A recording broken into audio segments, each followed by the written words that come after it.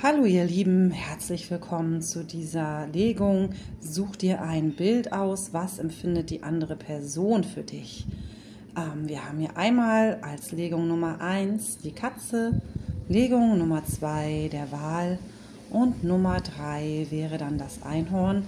In der Beschreibung findest du dann auch den Zeitstempel, wann die Legung anfängt. Ich lege das auch nochmal drunter in die Kommentare von meinem anderen Kanal Deine Reise zum Glück. Dann kannst du da auch gerne mal vorbeischauen für Meditation, Affirmation und Coaching. Und wenn du die Bilder einfach nur schön findest und gerne eins dieser Bilder haben möchtest, auch zu den Bildern, die ich gemacht habe, findest du unten den Link in der Beschreibung. Wenn du sie gerne einmal zum Runterladen kaufen möchtest, dann folge den Link in der Beschreibung und wir fangen jetzt an mit Nummer 1. Herzlich willkommen, Kartendeck oder Karte Bild Nummer 1. Du hast dir die Sphinx-Katze ausgewählt, diese königliche Katze aus Ägypten. Und ja, wir gucken mal in deine Legung rein, was das genau bedeutet, was diese Person genau über dich denkt und fühlt. Und da fangen wir an und wir wählen als allererstes eine Karte aus dem Magie der Göttinnen-Kartenset von mir. Und wir gucken mal, welche Göttin du hier, ups, da kommt sie schon, repräsentierst. So. Jo, da haben wir für dich hier liegen die Kali-Karte. Und die Kali-Karte, das ist natürlich immer eine, ja, ich würde mal sagen, du wirkst schon mal ganz gleich als erstes gesagt, ja, du hast für diese Person eine extrem temperamentvolle Ausstrahlung. Das heißt, zwischen euch beiden, da ist wahrscheinlich in letzter Zeit einiges passiert, dass du dieser Person mehrfach deine Meinung gesagt hast. Und ja, du wirkst in dem Fall auch so, ich muss es dir so sagen, so ein bisschen unberechenbar manchmal. Die Person weiß immer nicht so genau, woran sie bei dir ist. Einerseits habt ihr eine extrem intensive Verbindung und Anziehung zueinander, weil Kali, das muss man auch mal dazu sagen, Kali ist sozusagen die Zwillingsseele von Shiva. Und Shiva und Kali, ja, die lieben sich sehr, aber Kali ist nun mal auch die Göttin der Zerstörung, genau wie Shiva. Das ist also deren beiden Formen, in denen sie in die Transformation gehen. Das heißt, für mich ist das auch immer eine Karte, ja, wenn es hier um ja tatsächlich sowas wie Seelenzwillinge geht, dann geht es hierbei auch immer um die Transformation von dir selber und von dieser anderen Person, weil ihr beide werdet so lange aufeinander krachen und euch gegenseitig, ja, man kann schon sagen, echt wirklich ganz schön stark triggern, weil ihr eigentlich, ja, ihr seid eigentlich ein Spiegelbild zueinander. Das heißt, die andere Person wird immer in dir triggern, was deine negativen Glaubenssätze sind und andersrum. Und zwar genau so lange, bis du deine negativen Glaubenssätze transformiert hast und andersrum. Das heißt, aktuell in dieser Verbindung bist du die Person, die der anderen Person den Spiegel aufzeigt dessen, was sie persönlich eigentlich nicht an sich mag und andersrum, beziehungsweise wo immer noch alte Kindheitswunden vergraben sind und diese Person ist sehr gut da drin, den Finger in die Wunde zu legen. Bei dir in Themen, die dich sozusagen verletzen. Oft geht es dabei natürlich so um Themen wie ich bin nicht gut genug, innerlicher Glaubenssatz aufgrund unserer Kindheit, wo unsere Eltern uns oft das Gefühl gegeben haben, dass alle anderen besser sind als du, alle anderen Kinder. Ja, weil du in der Teenageralter warst, ne? Themen, wo dein Papa dir vielleicht immer so zu verstehen gegeben hat, so, ja, so wie du bist, so will dich eh keiner haben. Und ja, diese Person wird unbewusst, und das möchte sie vermutlich gar nicht, genau diese Themen bei dir bedienen.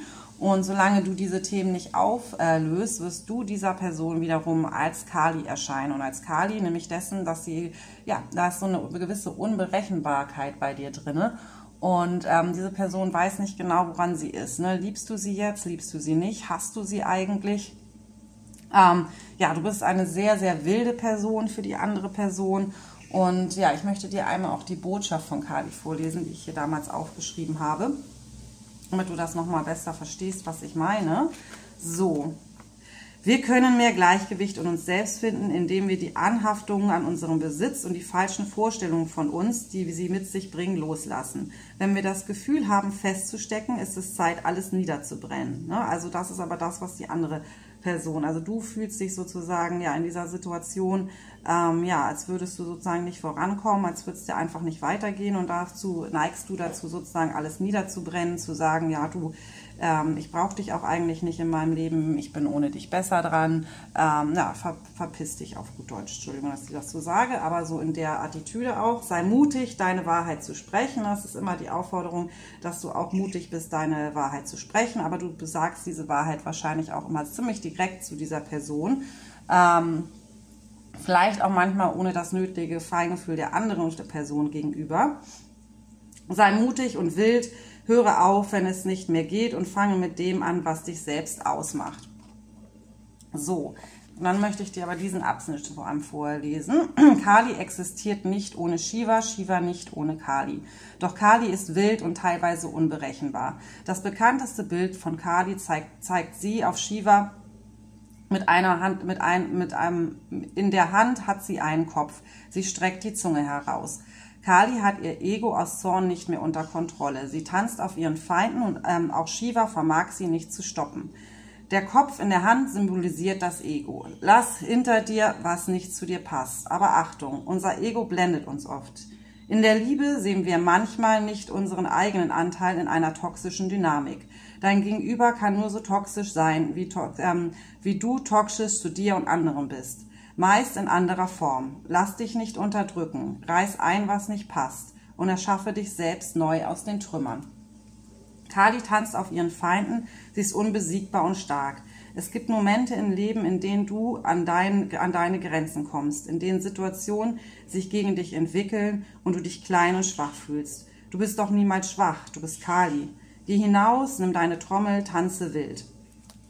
So, also hier haben wir eindeutig so eine Situation, so eine Kali-Situation, ne? Gerade zwischen einer Verbindung, die dir eigentlich extrem wichtig ist, wo du für die andere Person einfach sozusagen so wild bist, dass die andere Person das Gefühl hat, sie kann jetzt auch sagen, was sie möchte. Du bist, sieht man eigentlich warte mal kurz, sie kann sagen, was sie möchte. Sie kann es dir sowieso nicht recht machen, wenn ich das mal so sagen darf. Ich fummel hier kurz an meinem Mikro rum, weil ich befürchte, dass man den Faden sozusagen im Bild sieht. Ich habe es diesmal andersrum gemacht, dass man das Bild besser ist, aber dafür sehe ich weniger. So, und wir gehen natürlich jetzt sofort in deine Tarotlegung rein. Was ist denn da genau passiert? Was denkt diese Person über dich? Was ist da noch so los? Ja, da kommst du sofort raus. Was denkt diese andere Person über dich? Wie sieht dich diese Person gerade?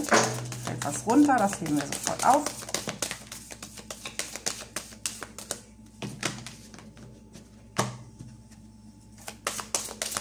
Wie sieht dich diese andere Person? Was denkt diese Person gerade über dich?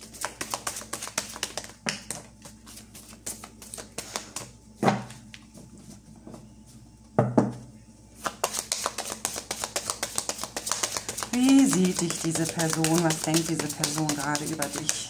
Ups, das sind viele. Und trotzdem mische ich noch einmal. Dann, ups.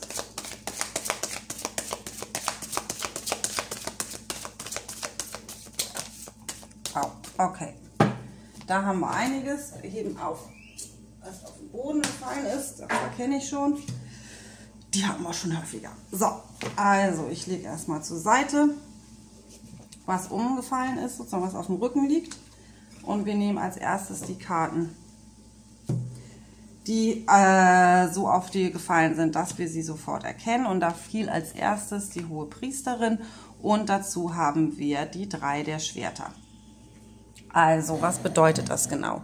Das bedeutet natürlich, dass diese Person im Moment also großen Herzschmerz empfindet dir gegenüber. Diese Person denkt, dass du also irgendwas hast du gesagt oder getan, was hast du vielleicht, wie gesagt, eher unbewusst getan oder aus deiner eigenen Verletztheit heraus, aber diese Person fühlt sich eben gerade auch sehr verletzt von dir. Diese Person denkt sehr daran, was ihr für eine schöne Zeit habt, und sie sagt aber dir auch, dass du das vielleicht nicht mit böser Absicht gemacht hast, aber diese Person interpretiert es gerade als böse Absicht ihr gegenüber, dass du mir einfach das Gefühl gibst, dass sie dir nichts recht machen kann, und das wiederum sorgt bei dieser Person dafür, dass ihr Herz wirklich gebrochen ist und sie innerlich, sie vielleicht sogar weint zu Hause. Das wirst du vielleicht nicht wissen und das sollst du wahrscheinlich auch nicht erfahren, Aber hier haben wir einen großen Herzschmerz, den du gerade bei dieser Person ausgelöst hast. Das muss ich dir jetzt einfach so sagen. Dazu haben wir die hohe Priesterin liegen. Auch so sieht dich die Person. Also die Person erkennt durchaus, dass du Gaben hast, die andere Menschen nicht haben. Diese Person fühlt sich weiterhin extrem mit dir verbunden. Es ist sozusagen, ihr habt diese ständigen Gedankenaustausch zueinander. Du weißt, was diese Person denkt, und diese Person hört dich auch sozusagen sprechen in ihren Gedanken mit ihr. Aber sie hat halt das Gefühl, dass sie von dir abgeschottet worden ist, dass du dich rausgenommen hast, dass du mit dir selber sein möchtest und dass du deinen eigenen Weg gehen möchtest. Und dass diese starke Verbindung zwischen euch beiden einfach im Moment zu einem Punkt gekommen ist, an dem es nicht weitergeht, und dass du das sozusagen bestimmt hast, dass du da die federführende Person bist, dass du die Person bist, die sich auf ihr eigenes Leben konzentriert und sich nicht weiter in dieser Verbindung befinden möchte. Und das wiederum sorgt bei deinem Gegenüber dafür, dass dein Gegenüber wirklich ein gebrochenes Herz gerade hat. Ob du es gleich glaubst oder nicht, warte, ich fühle was mit meinen Füßen. Achso, das sind andere Karten und mehrere, die runtergefallen sind. Danke, Katzen. Dazu habe ich dann noch das Ass der Kelche auf dem Kopf liegen. Das heißt hier wirklich auch, diese Person würde sich von Herzen wünschen, dass sie dir sagen könnte, was sie gerade fühlt. Sie würde sich aber noch viel mehr wünschen, gerade, dass du wieder auf sie zukommst, dass du ihr ein Angebot machst, das von Herzen kommt, dass du dich eventuell auch entschuldigst für das, was du gesagt oder getan hast, dass du verstehst, dass du diese Person sehr verletzt hast. Und sie würde sich im Moment wirklich wünschen, dass du mit einem liebevollen Angebot auf sie zukommst, weil sie wiederum würde sich das gerade nicht zutrauen, mit dir zu reden und dir ein Angebot zu machen, so gerne sie es würde, weil sie dir eigentlich wirklich gerne sagen würde, wie tief sie für dich empfindet und wie viel du ihr bedeutest, aber sie hat das Gefühl, dass das im Moment keinen Sinn macht. Wir gucken uns die anderen Karten an, die auf dem Kopf lagen. Ich mische sie nochmal in richtiger Reihenfolge. Bitte kommt in die richtige Reihenfolge. So, nein, noch nicht.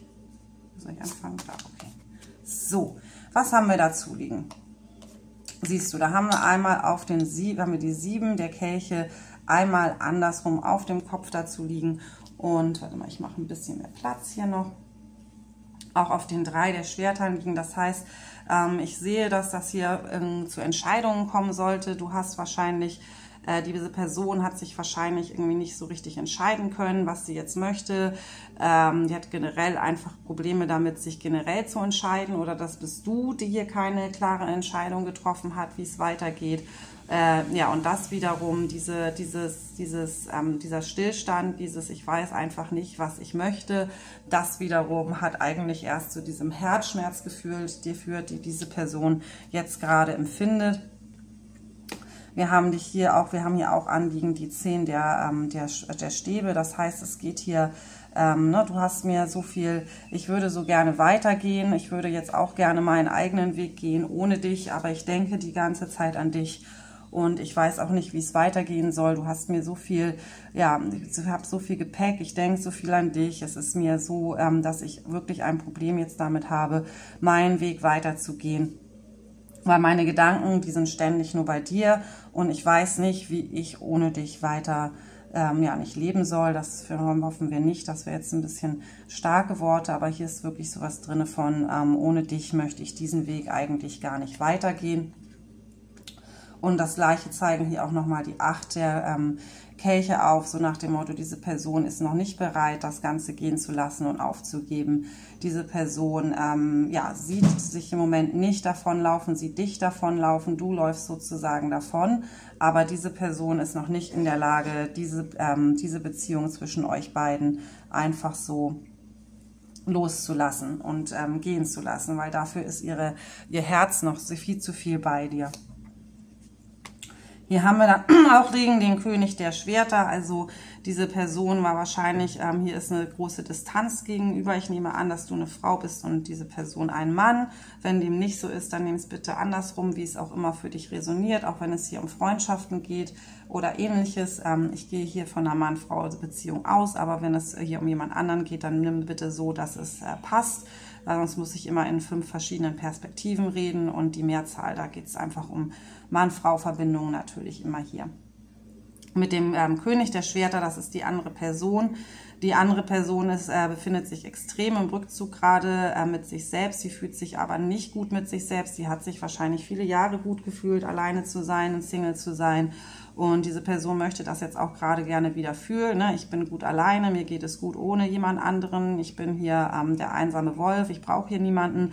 Aber im Moment ist dieses, wenn diese Person alleine zu Hause ist, dann fühlt sich dieser Mensch alles andere als wohl. Dieser Mensch findet sich gerade sehr als einsam und hat das Gefühl, dass dass diese Entscheidungsschwierigkeiten, die hier die ganze Zeit waren, eigentlich dazu geführt haben, dass er jetzt so abgeschottet ist und sich einfach nur in der Einsamkeit befindet und im Rückzug. Und diese Person weiß auch, dass sein eigener Rückzug und seine eigene Distanz eigentlich auch dazu geführt hat, dass er von dir entfernt worden ist, aber auch, dass diese Person selbst jetzt überhaupt erst so eine Einsamkeit spürt. Wir haben jetzt den Mond noch hier drauf liegen, auf dich, auch auf dir. Du repräsentierst sie natürlich auch. Du bist hier angezeigt als die Hohepriesterin für diese Person zusammen mit dieser Kali-Karte. Also du bist die Hohepriesterin, du bist dieses magische Wesen, was auf irgendeine Art und Weise geradezu telepathisch verbunden ist mit deinem Gegenüber. Und wir haben hier mit der Mondkarte angezeigt, auch dass es hier wirklich bei euch beiden aber hier darum geht, tiefe Gefühle zuzulassen, aber auch in sich selbst zu gehen und zu verstehen, was diese Verbindung eigentlich wert ist und warum man einfach nicht sozusagen voneinander loskommt. Wir haben hier mit diesem Mond auch immer hier dieses Symbol mit den beiden Wölfen, der schwarze Mond, der weiße Mond, die sich über über diesen Teich sozusagen, über diesen Fluss, über dieses Meer anheulen. Und das hat natürlich auch immer diese Geschichte von den 2 Königskindern, die sich einfach nicht finden konnten, weil sie vom Fluss voneinander getrennt waren und versucht haben, zueinander zu kommen. Aber der Versuch, zueinander zu kommen, der hat jedes Mal dazu gesorgt, dass man sich sozusagen, dass sie ertrinken. Und genauso fühlt sich das halt für euch an. Jedes Mal, wenn ihr versucht, zueinander zu kommen, dann wird einfach ausgelöst diese tief sitzenden Gefühle, diese alten Wunden, die immer noch vorhanden sind, alte Wunden, die nicht von der eigentlichen Person kommen, die kommen nicht von deinem Gegenüber. Bitte mach dir das bewusst, gegen dein Gegenüber genauso, sondern das kommt tatsächlich von Themen, die ihr einfach selber noch nicht angeguckt habt, noch nicht behandelt habt in diesem Leben. Das Leben geht darum, zu erwachen und herauszuwachsen, auch aus dem, was wir gelernt haben, was wir sind, was uns sozusagen beigebracht worden ist von unserer Kindheit. Da geht es nochmal auch, wie gesagt, was ich schon gesagt habe, ganz viel um Kindheitswunden, die wir immer noch mit uns rumtragen. Und das gilt für uns alle, das gilt eben auch für dein Gegenüber.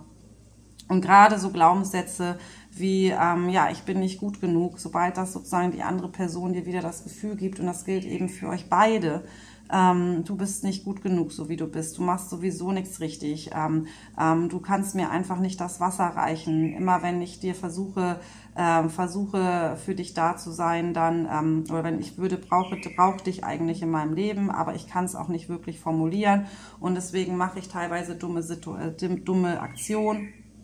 Oder ich gehe wieder hier in den Rückzug, weil ich bin eigentlich so der König der Schwerter und ich brauche ganz viel Zeit für mich. Aber dann bist du sozusagen wieder angefasst davon und denkst, du fühlst dich nicht gesehen. Und jedes Mal, wenn sowas passiert, wenn diese Dynamik wieder losgetreten wird, danke Nona, da kommt unsere Katze, die Sphinx-Katze. Ja, jedes Mal, wenn das wieder losgetreten wird, dann versinkt ihr eben in diesem Fluss. Aber dieser Fluss ist eigentlich der Fluss eures Unterbewusstseins, eurer tiefen inneren Gefühle, eurer alten Wunden, die noch nicht aufgelöst worden sind. Und hier geht es wirklich darum, dass man in sein Unterbewusstsein eintaucht, in dein Unterbewusstsein und eben auch die Person in ihr Unterbewusstsein, dass du dich mit dir selbst beschäftigst und auch erkennst, also jetzt zu dir gesprochen, weil ich kann nur zu dir sprechen, nicht zu der anderen Person, wirklich zu erkennen, dass ihr eigentlich hier eine sehr, sehr tiefe Verbindung habt und was diese Verbindung immer wieder dazu, dass in dieser Verbindung immer wieder dazu führt, dass du dich so fühlst, als würdest du ertrinken oder die andere Person sich genauso fühlt, als würde sie ertrinken.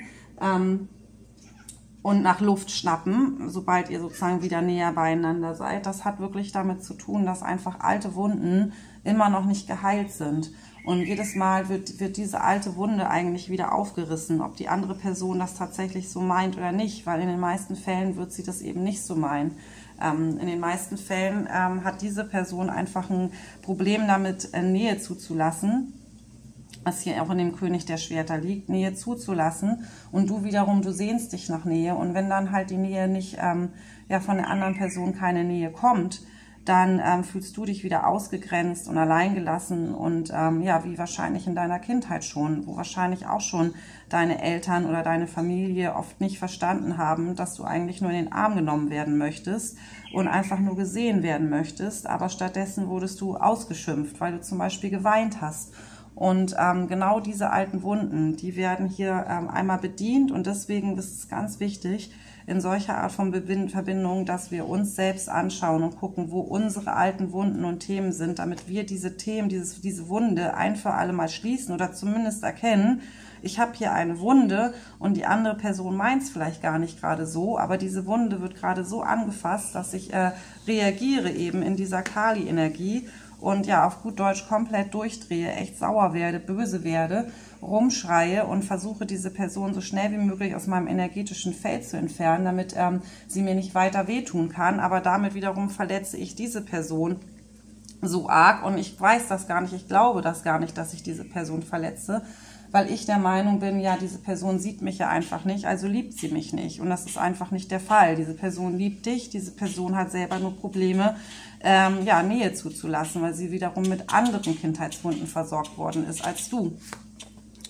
So, wir haben hier dann die 5 der Kelche drin liegen. Das heißt hier, diese Person, das ist eigentlich eine ziemlich ähnliche Kartenenergie. Das ist die des Loslassens, dieses, oder ich habe losgelassen, was sie eben nicht kann. Und das ist dieses aktive Loslassen, was sozusagen davor kommt. Das heißt, diese Person wird sich im Moment, hat nicht das Gefühl, dass es irgendwas bringt, mit dir zu reden oder dir mit ihr über die Gefühle zu reden. Diese Person denkt, dass es jetzt wirklich Zeit ist, dass ihr das hinter euch lasst, und ja, diese Person tut selbst gerade sozusagen alles dafür, dass sie nicht mehr an dich denkt und dass sie das loslassen kann. Hier ist nicht an, die Person denkt, das ist besser für sie, weil hier sind zu viel Schmerzen in eurer Verbindung, als dass das Sinn macht, dass sie auf dich zukommt und dir sagt, was sie eigentlich wirklich fühlt. Dann haben wir hier noch die 6 der Schwerter liegen. Die 6 der Schwerter, ja, da haben wir nochmal diese Energie von, die hier sich durchzieht von, ich muss das hier hinter mir lassen, ich sollte am besten das Land und die Stadt verlassen, um das einmal sozusagen abzuhaken, aber ich kann es einfach nicht.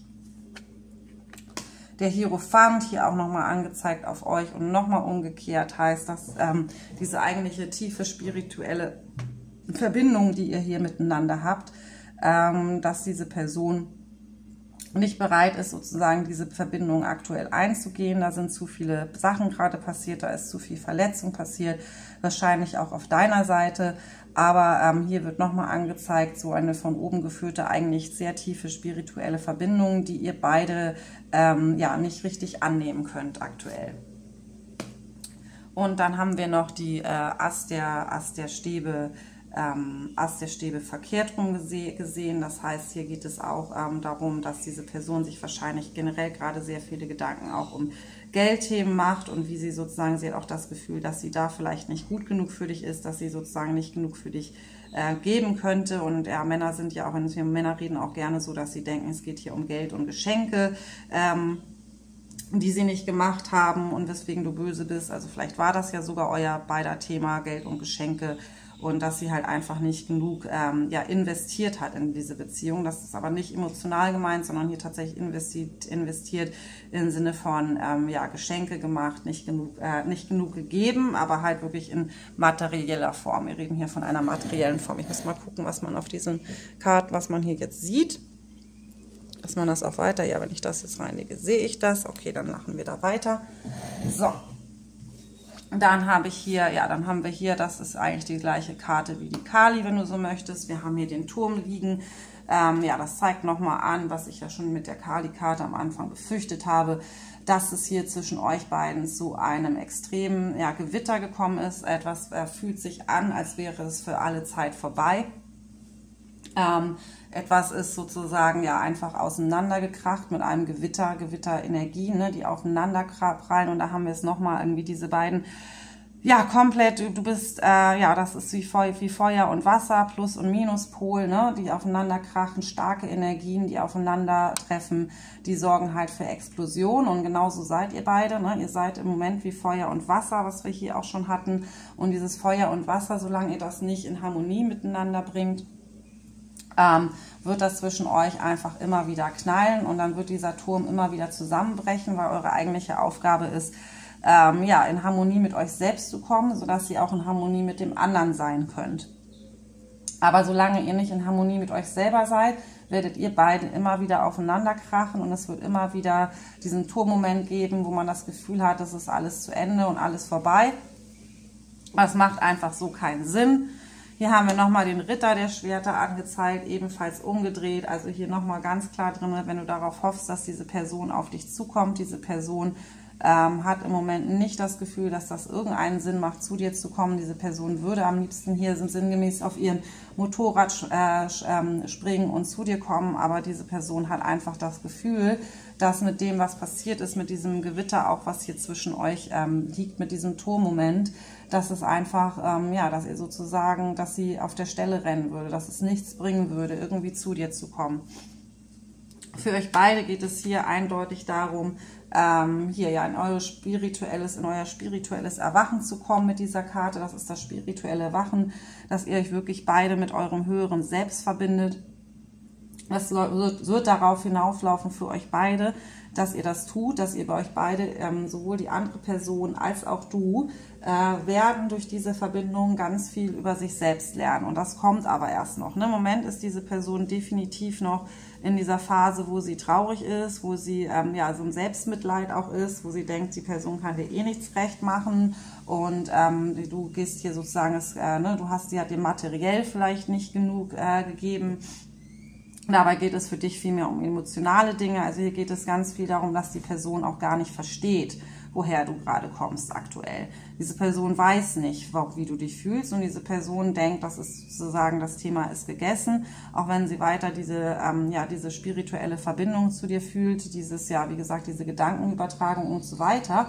Für euch beide ist diese Verbindung aber dazu da, dass ihr euch mit eurem höheren Selbst verbindet, dass ihr merkt, wie ihr selber seid, dass ihr auch einfach loslasst, diese ganzen Themen aus eurer Kindheit, aus eurer Vergangenheit und euch selbst, ja, in euer Selbstbewusstsein auch geht. Ne? Selbstbewusstsein, sich darüber bewusst sein, wer man selber ist.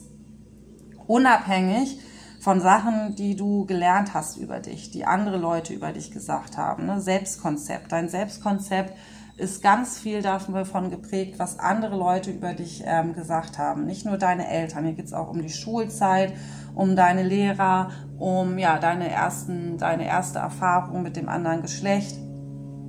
All das bist nicht du. All das wurde dir als Kind erzählt, dass du das bist. Und deswegen hast du es angenommen, weil wir als Kinder das annehmen und das glauben, dass wir das sind. Dass wir nicht gut genug sind, dass wir zu dick sind, dass wir zu dünn sind, um jemanden abzubekommen, dass wir zu frech sind, dass wir zu lieb sind. Ne? All das bist nicht du. Du bist wundervoll und du bist ganz einzigartig. Und wenn du deine Einzigartigkeit anerkennst, diese andere Person weiß, dass du einzigartig bist. Du selber musst deine Einzigartigkeit akzeptieren und umarmen und auch verstehen, dass du auf manche Situationen so und so reagierst und warum du so reagierst.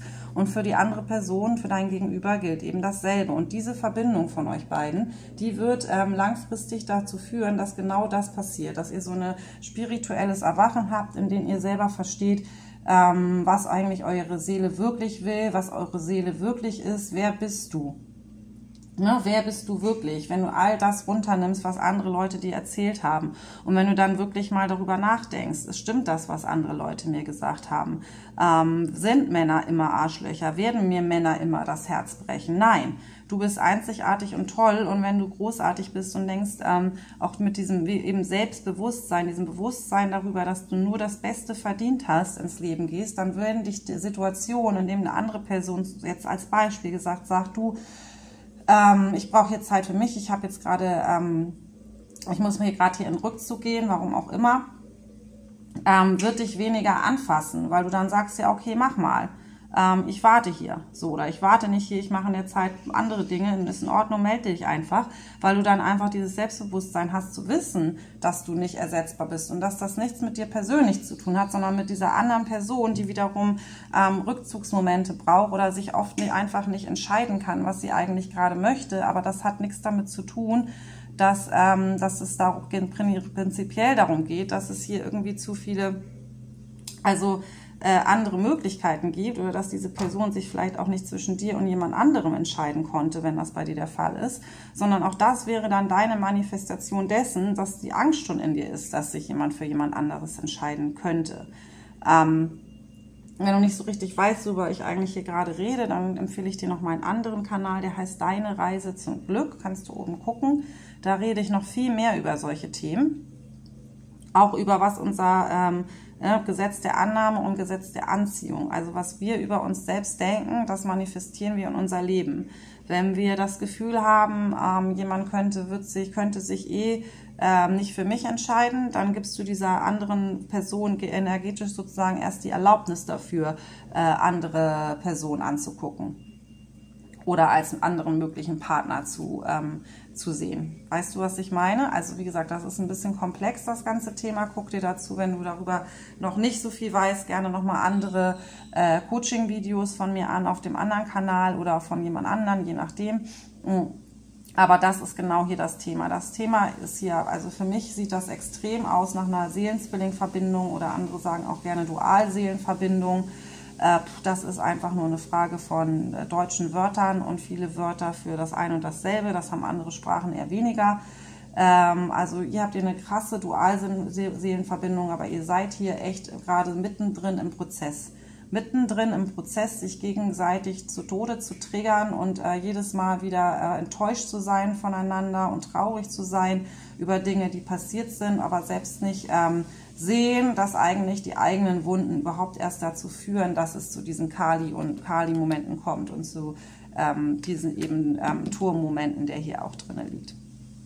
Also wir selber tragen dann dazu bei, dass diese Verbindung nicht funktioniert. Es ist nicht immer nur der andere. Und hier ist halt wirklich die Aufgabe, sowohl für dich als auch für die andere Person, nicht auf den anderen zu gucken, sondern auf sich selbst zu gucken und zu gucken, wie man mit seinen Reaktionen, also auf Aktion folgt Reaktion, auf Aktion von der anderen Person eben nicht mit Ruhe und Gelassenheit reagiert, sondern halt mit Rückzug, mit Attacke, oder was auch immer, bei dir wahrscheinlich ähnlich wie bei mir in der Vergangenheit.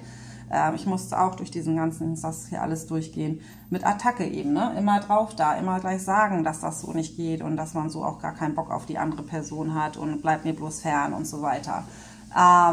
Ist ehrlich gesagt wirklich nicht hilfreich.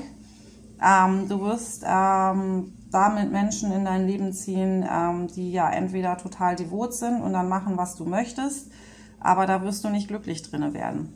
Du wirst glücklich werden mit jemandem, ja, der dich auch versteht. Das ist halt hier in dieser Seelenverbindung immer schwieriger, als man meint. Es wird dir immer gerne alles erzählt nach dem Motto, und eigentlich habt ihr, ihr seid gleich, aber ihr werdet immer unterschiedliche Charaktere haben und es wird auch immer dazu führen, dass es auch immer wieder krachen wird und dass man sich immer wieder angucken muss, okay, wie empfindet das jetzt gerade der andere und wie empfinde ich das gerade?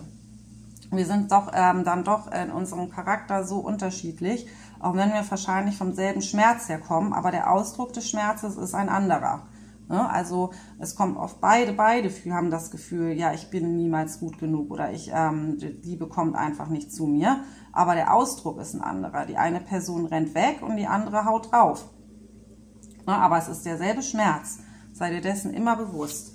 Als letzte Karte habe ich hier noch den Pagen der Kelche liegen. Also jetzt wirklich nochmal ganz eindeutig dazu gesagt, diese Person hat tiefe romantische Gefühle für dich. Diese Person denkt auch eigentlich immer noch sehr, sehr liebevoll an dich und auch an das, was ihr für eine Zeit füreinander hattet, was ihr gemacht habt. Und ja, diese Person ist eigentlich wirklich immer noch am Herzen, ist diese Person ganz und gar bei dir. Da kannst du dir sicher sein. Holen wir noch eine andere Orakelkarte zum Abschied. Achso, warte, nee, wir haben hier noch eins. Ja, hier haben wir auch noch, das war die Karte, die runtergefallen war, auch noch den König der Münzen.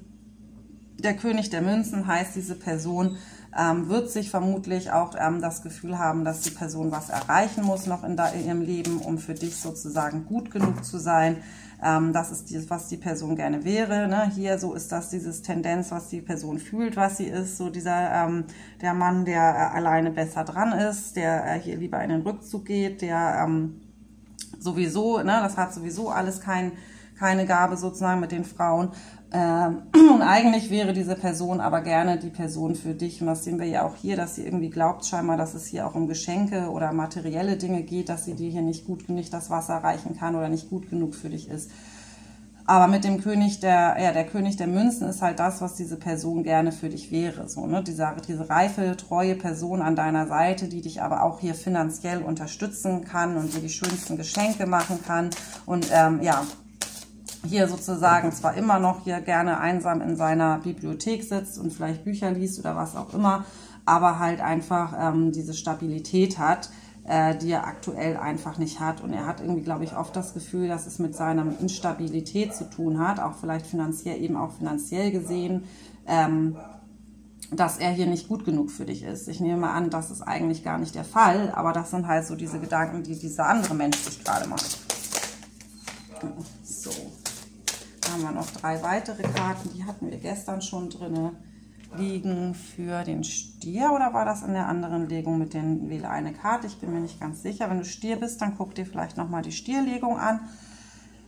Hier haben wir den Air Guardian Shift Your Perspective. Das ist genau das, was ich gesagt habe. Sie versuche Sachen auch mal aus dem Auge des anderen zu sehen, eben in Hinsicht der Tatsache, dass diese Person wahrscheinlich sehr verletzt worden ist, das Gefühl hat, dass sie dir hier einfach sozusagen nicht das Wasser reichen kann, nicht der Mann ist, der sie für dich sein sollte und halt einfach dann anfängt in den Rückzug zu gehen oder sich nicht entscheiden kann, was sie jetzt gerade tun soll. Du sollst das versuchen, alles auch mal ein bisschen aus seiner Perspektive zu sehen. Trust your higher forces, Schaman, ja, also ne, dass das alles von oben geführt, das ist dann ein Grund, warum ihr euch getroffen habt. Und hier mit der Eule kriege ich auch noch mal ganz rein, es geht hier um deine eigene Weisheit. Diese Verbindung wird dich weiser machen, nicht intelligenter, weiser. Weiser über die Regeln des Universums, weiser über dich selbst, weiser über das Leben. Und dann haben wir hier noch Peacekeeper, let go of the need to be right. Ja, genau. Ja, du musst nicht immer recht haben. Versuch auch einfach mal, ne, ich bin auch so, ne, wir wollen immer alle gerne Recht behalten und du versuchst dann der anderen Person klarzumachen, dass sie einfach komplett falsch ist. Manchmal ist es, ja, Nona. Guck mal, da kommt noch was Kätzchen. Legst du dich so? Ja, immer schön rein da mit den Pfoten.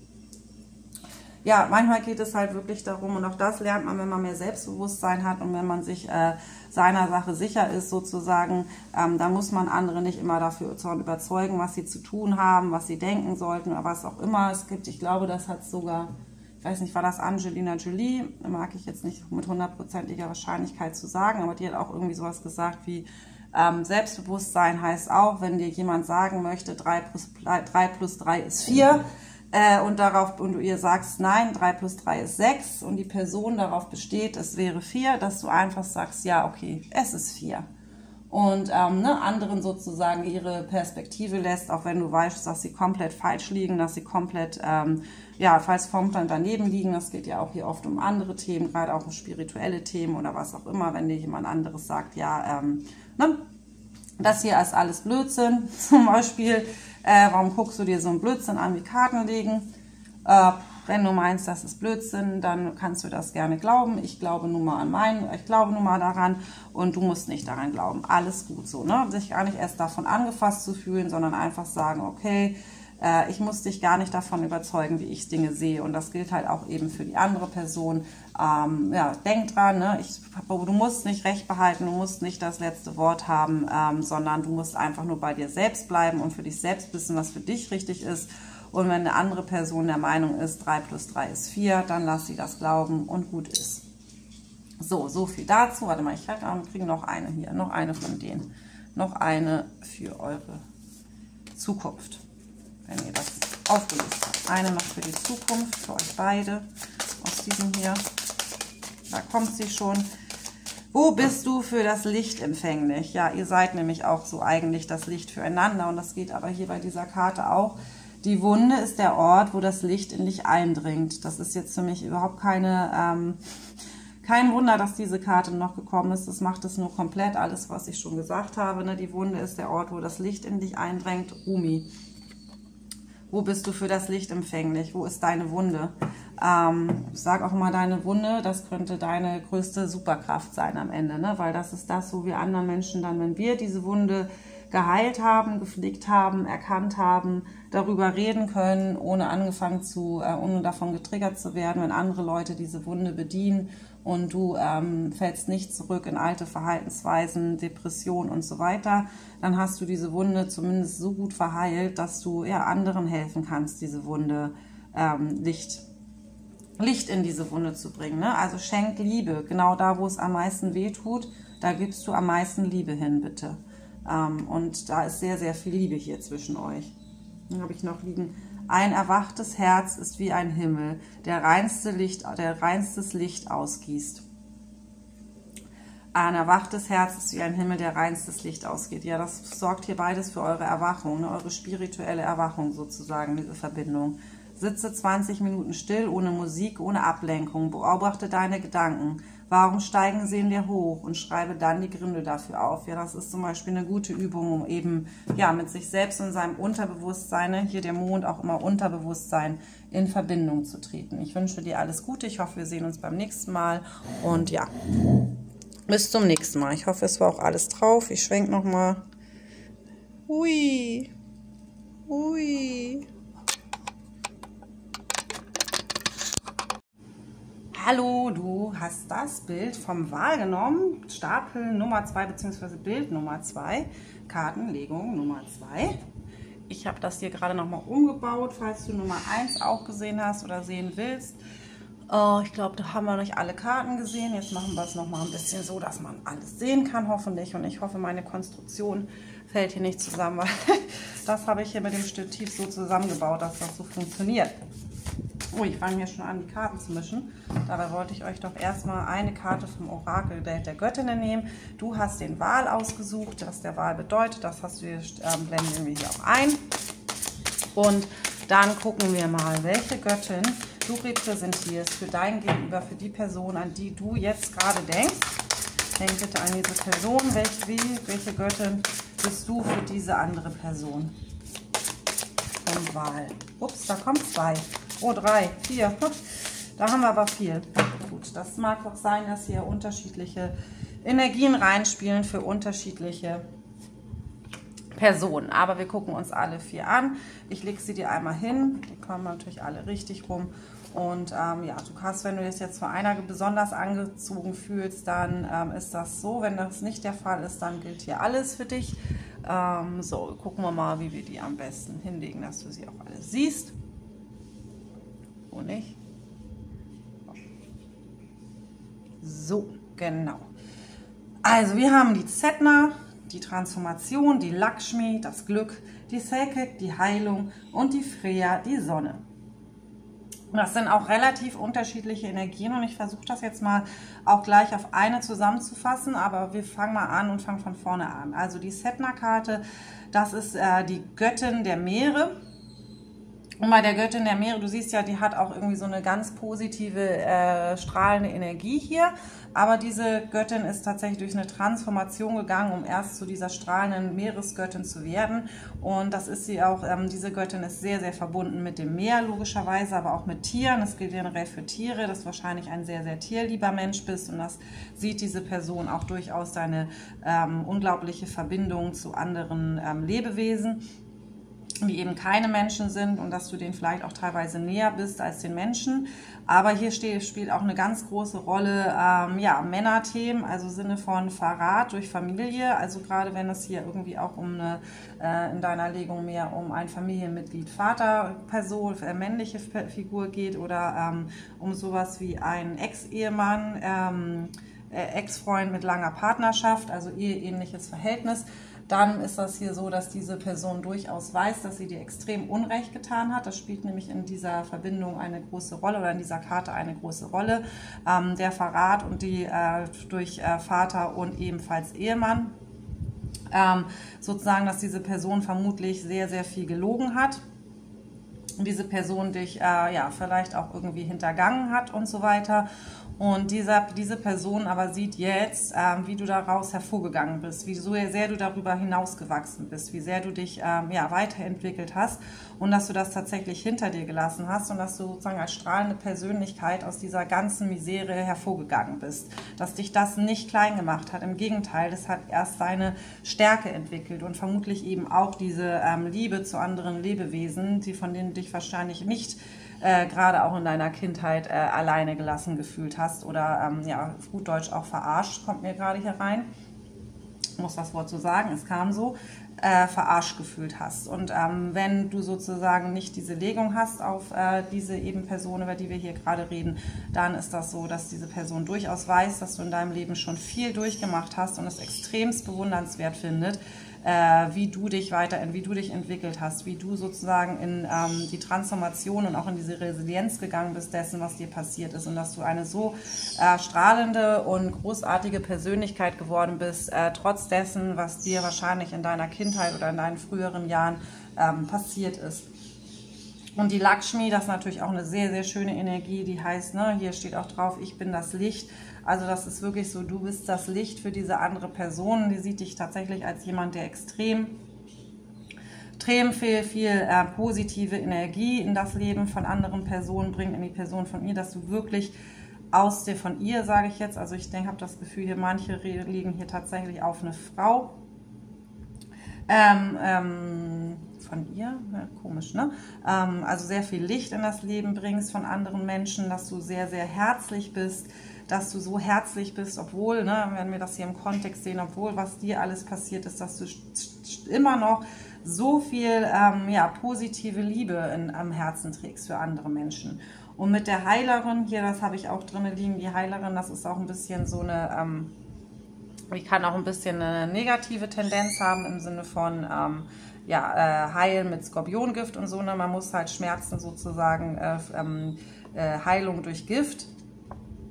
Das kann auch sein, dass du durchaus sehr, sehr ehrlich bist, ne? Ne? Du sozusagen, die Wahrheit tut weh, aber du bist in der Lage, diese Wahrheit auch so zu vermitteln an andere Menschen, dass sie ihnen eben nicht wehtut, sondern dass du ihnen tatsächlich zeigst, ja, was sozusagen die eigentliche Wahrheit ist. Und Wahrheit tut manchmal weh, aber Wahrheit sorgt eben auch dafür, dass wir in die Heilung und auch in die Transformation gehen. Und das ist hier das, was die andere Person auch in dir sieht, dass du so eine sehr extrem heilende Energie hast, auch wenn du manchmal sehr direkt und ehrlich bist und Sachen sagst, die andere Menschen vielleicht nicht hören wollen. In dieser Wahrheit liegt halt die Wahrheit. Und die Wahrheit ist dazu da, dass wir weiter wachsen.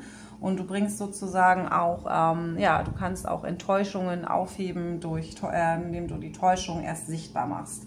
Du hast eine sehr heilende Gabe. Das kann auch sein, dass die ein oder andere von euch tatsächlich sowas wie Ärztin oder Krankenschwester ist oder irgendwas in die Richtung. Dafür steht das hier auch, also dass du tatsächlich aktiv arbeitest in einem heilenden Beruf. Und die Freya, die Sonne, Entschuldigung, jetzt kriege ich ein bisschen Übelkeit, also wenn du dann ja ein bisschen, wenn das gerade du bist, deine Energie, wollte ich das dann neulich schon mal, in der Stierlegung. Falls du Stier bist, hatten wir aber gerade mit den anderen auch schon den Stier ein bisschen mit drin noch, die ich gerade erst gelegt hatte vor ein paar Tagen. Dann guck dir das auch bitte an. Das steht übrigens auch für die Karte Skorpion, ne? Das Selket ist auch Skorpion, weil das ist die Göttin der Skorpione. Also wenn du oder die andere Person Stier oder Skorpion bist, was mir hier gerade reinkam, dann hat das auch was zu bedeuten. Die Sonne, das ist Löwin. auch. Und die Freya, das ist ja, das ist ebenfalls das ist die goldene Göttin, ne? Du bist die goldene Göttin. Und wenn es hier um eine Liebesverbindung geht, dann hatte die Freya auch einen Mann, das war der Odre. Und die haben sich sehr geliebt, die waren auch beide sehr mächtig. Also in der Mythologie von Freya ist das auch nicht so, dass sie jetzt ihrem Mann untertan war oder sowas, sondern die waren wirklich, die waren gleich auf, die waren auf Augenhöhe, die haben zusammen das regiert und geholfen den Menschen. Und ja, sie war aber dann sehr, sehr enttäuscht und traurig, weil er das Gefühl hätte, er müsste andere Wege gehen. Also nochmal, wenn es hier tatsächlich bei einem einen oder anderen von euch über eine Partnerschaft geht, die schon länger beendet ist, also gerade eine Ehe oder ähnliches, haben wir hier nochmal eine sehr ähnliche Energie drin in der Freya, weil die Freya ist tatsächlich so, dass sie sehr unglücklich darüber war, dass der Odre, der auf Reisen gegangen ist und der meinte, er müsste die Welt sehen und sie alleine gelassen hat, damit sie sozusagen da weiter da ist fürs Volk und dem Volk hilft, und das fand sie sehr unfair und sehr ungerecht. Aber sie ist dann, hat geweint, goldene Tränen, ne, die goldene Göttin. Übrigens ihr Stein ist Bernstein, falls sich das interessiert. Das irgendwie kriege ich auch rein, dass ich das sagen soll. Bernsteintränen, ne? Das ist zum Bernstein geworden, wenn du an der Nordsee Bernstein findest. Das sind sozusagen die Tränen von der Freya. Aber dann hat sie sozusagen ihr Leben wieder selbst in die Hand genommen, und das haben wir eben auch hier drin. Ne? Dieses, ich lasse mich nicht unterkriegen von einem Mann, ich bin stark und gut so wie ich bin, und ich habe dann auch wieder Spaß am Leben, und ich werde hier auch nicht warten, dass du andere Entscheidungen triffst. Und so sieht dich halt auch diese Person. Also am Ende kommt das doch schon wundervoll zusammen, diese Karten. Ich würde annehmen, dass die ein oder andere, die das hier guckt, so aus dieser Kartenkonstellation, dass es hier wirklich um eine Partnerschaft geht, die schon länger vorbei ist, wo man wahrscheinlich auch schon gegenseitig ja, sich sozusagen ein anderes Leben begeben hat. Und wahrscheinlich war da eine große Enttäuschung bei dir mit verbunden, dass diese Person dich ja hier im schlimmsten Fall tatsächlich betrogen und hintergangen hat. Im Freyas-Fall einfach das Gefühl hatte, sie müsste andere Wege gehen. Midlife-Crisis sozusagen. Aber dass du sozusagen dich da herausgekämpft hast und dass diese Person sieht einfach, dass du ja fast strahlender bist jetzt ohne sie. Dass du, ja, dass du zu dir gefunden hast, die sieht einfach in dir eine wunderbare, strahlende Lichtperson und wundert sich wahrscheinlich auch darüber, so kriege ich das rein, dass du ja fast besser dran bist ohne sie. So kommt es dieser Person vor. Ich lege die Karten mal so, dass wir sie noch ein bisschen sehen können. Wie können wir sie denn sehen und trotzdem weiterlegen? Puh, ein bisschen Atemnot. Ist das die andere Person oder bist das du? Also diese andere Person kriege ich so rein. Ja, die hat so regelrechte Beklemmung. Das passt ja eigentlich, glaube ich, auch gar nicht so, dass du jetzt hier so eigenständig, selbstständig und strahlend bist ohne sie. So sehen wir noch die Silke. Hier sehen wir die Freya, das ist sehr gut. Den Platz hätte ich jetzt eh nicht in Anspruch genommen. Und ach, jetzt habe ich die Karten in der Hand. Na gut, dann machen wir die. Eine Freudige ins Tarot. Aber dann holen wir noch eine von denen dazu. Und ich die auch mal gerade in die Hand nehme. Wow, da kommen sie schon. Gleich mehrere. So, da haben wir einmal so einen Ritter. Den könnte man auch sehen als Ritter der Schwerter. Vielleicht kommt der später noch, weil das ist der Ritter. Be brave and honest, also das hatten wir ja auch schon für dich drin, aber das ist, glaube ich, auch das, was die andere Person, weil das ist ein Mann, und ich lege hier immer gehe immer mal davon aus, dass die andere Person ein Mann ist. In den meisten Fällen ist das der Fall. Wenn das bei dir bitte nicht der Fall ist, dann dreh es einfach um und nimm es mit dir für dich, wie es resoniert. Dann kannst auch du dieser Ritter sein, vor allem wenn du als Mann guckst sozusagen, dann repräsentiert das jetzt bitte dich. Ansonsten habe ich das Gefühl, dass diese Person ja einfach das Gefühl hatte, dass sie nicht stark genug war für dich und auch nicht ehrlich genug, und dass diese Person aber weiß, dass sie das jetzt ja werden sollte, ne? Mit dieser ganzen Beklemmung, Atemnot, Magenschmerzen, was ich hier gerade auch reinbekommen habe, ist so nach dem Motto, dieser Person, der geht es eigentlich mittlerweile gar nicht mehr so gut ohne dich, weil sie einfach weiß, dass sie hier sinngemäß nicht ihren Mann gestanden hat. Und wenn du dieser Ritter bist, dann ist es wirklich, da geht es wirklich auch darum für dich, oder dann geht es hier wirklich dann geht es wiederum mehr für dich darum, dass du, ne, das soll dir einfach nur mal bestätigen, dass, ne, hier rede ich von einer Frau, aber das bist du. Du bist mittlerweile, wirst gesehen als halt so ein Ritter, der auch seine Ruhe in sich hat, der seine Stärke in sich hat, der ja mutig und ehrlich ist. Und der auch so, ja, der so in sich selber die Ruhe gefunden hat und dafür auch nicht unbedingt einen anderen Menschen braucht.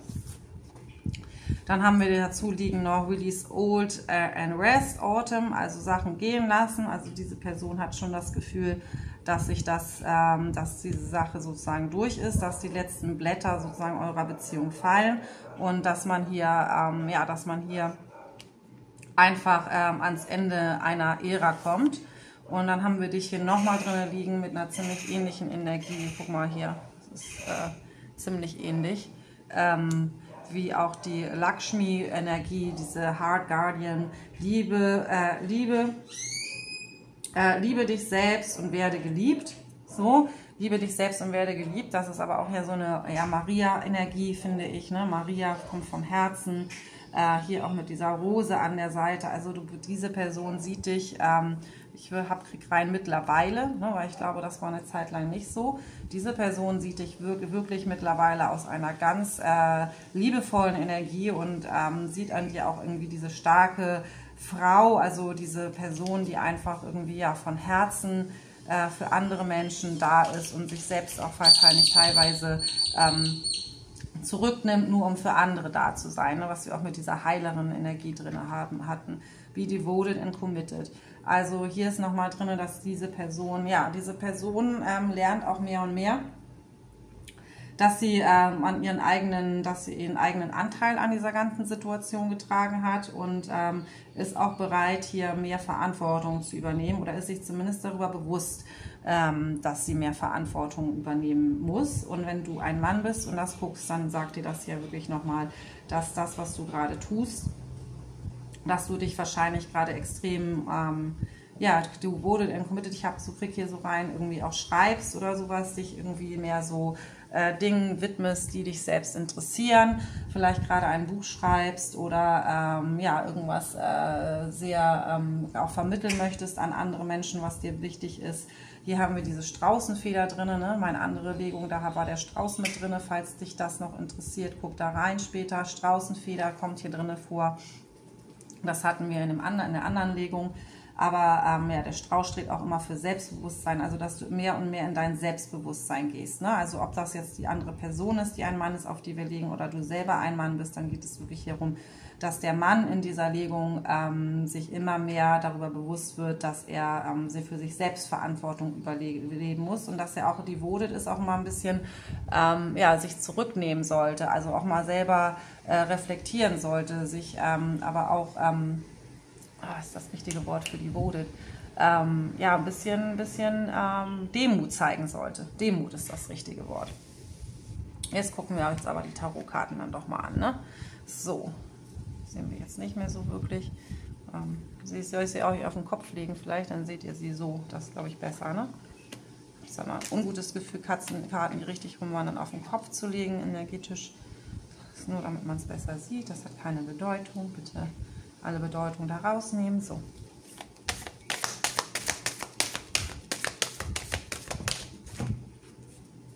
So. Ups, da fallen sie. Die fallen auf die Zettner. Das ist interessant immer. Was bedeutet das hier für die Person, die den Wahl genommen hat und die Verbindung mit der anderen Person?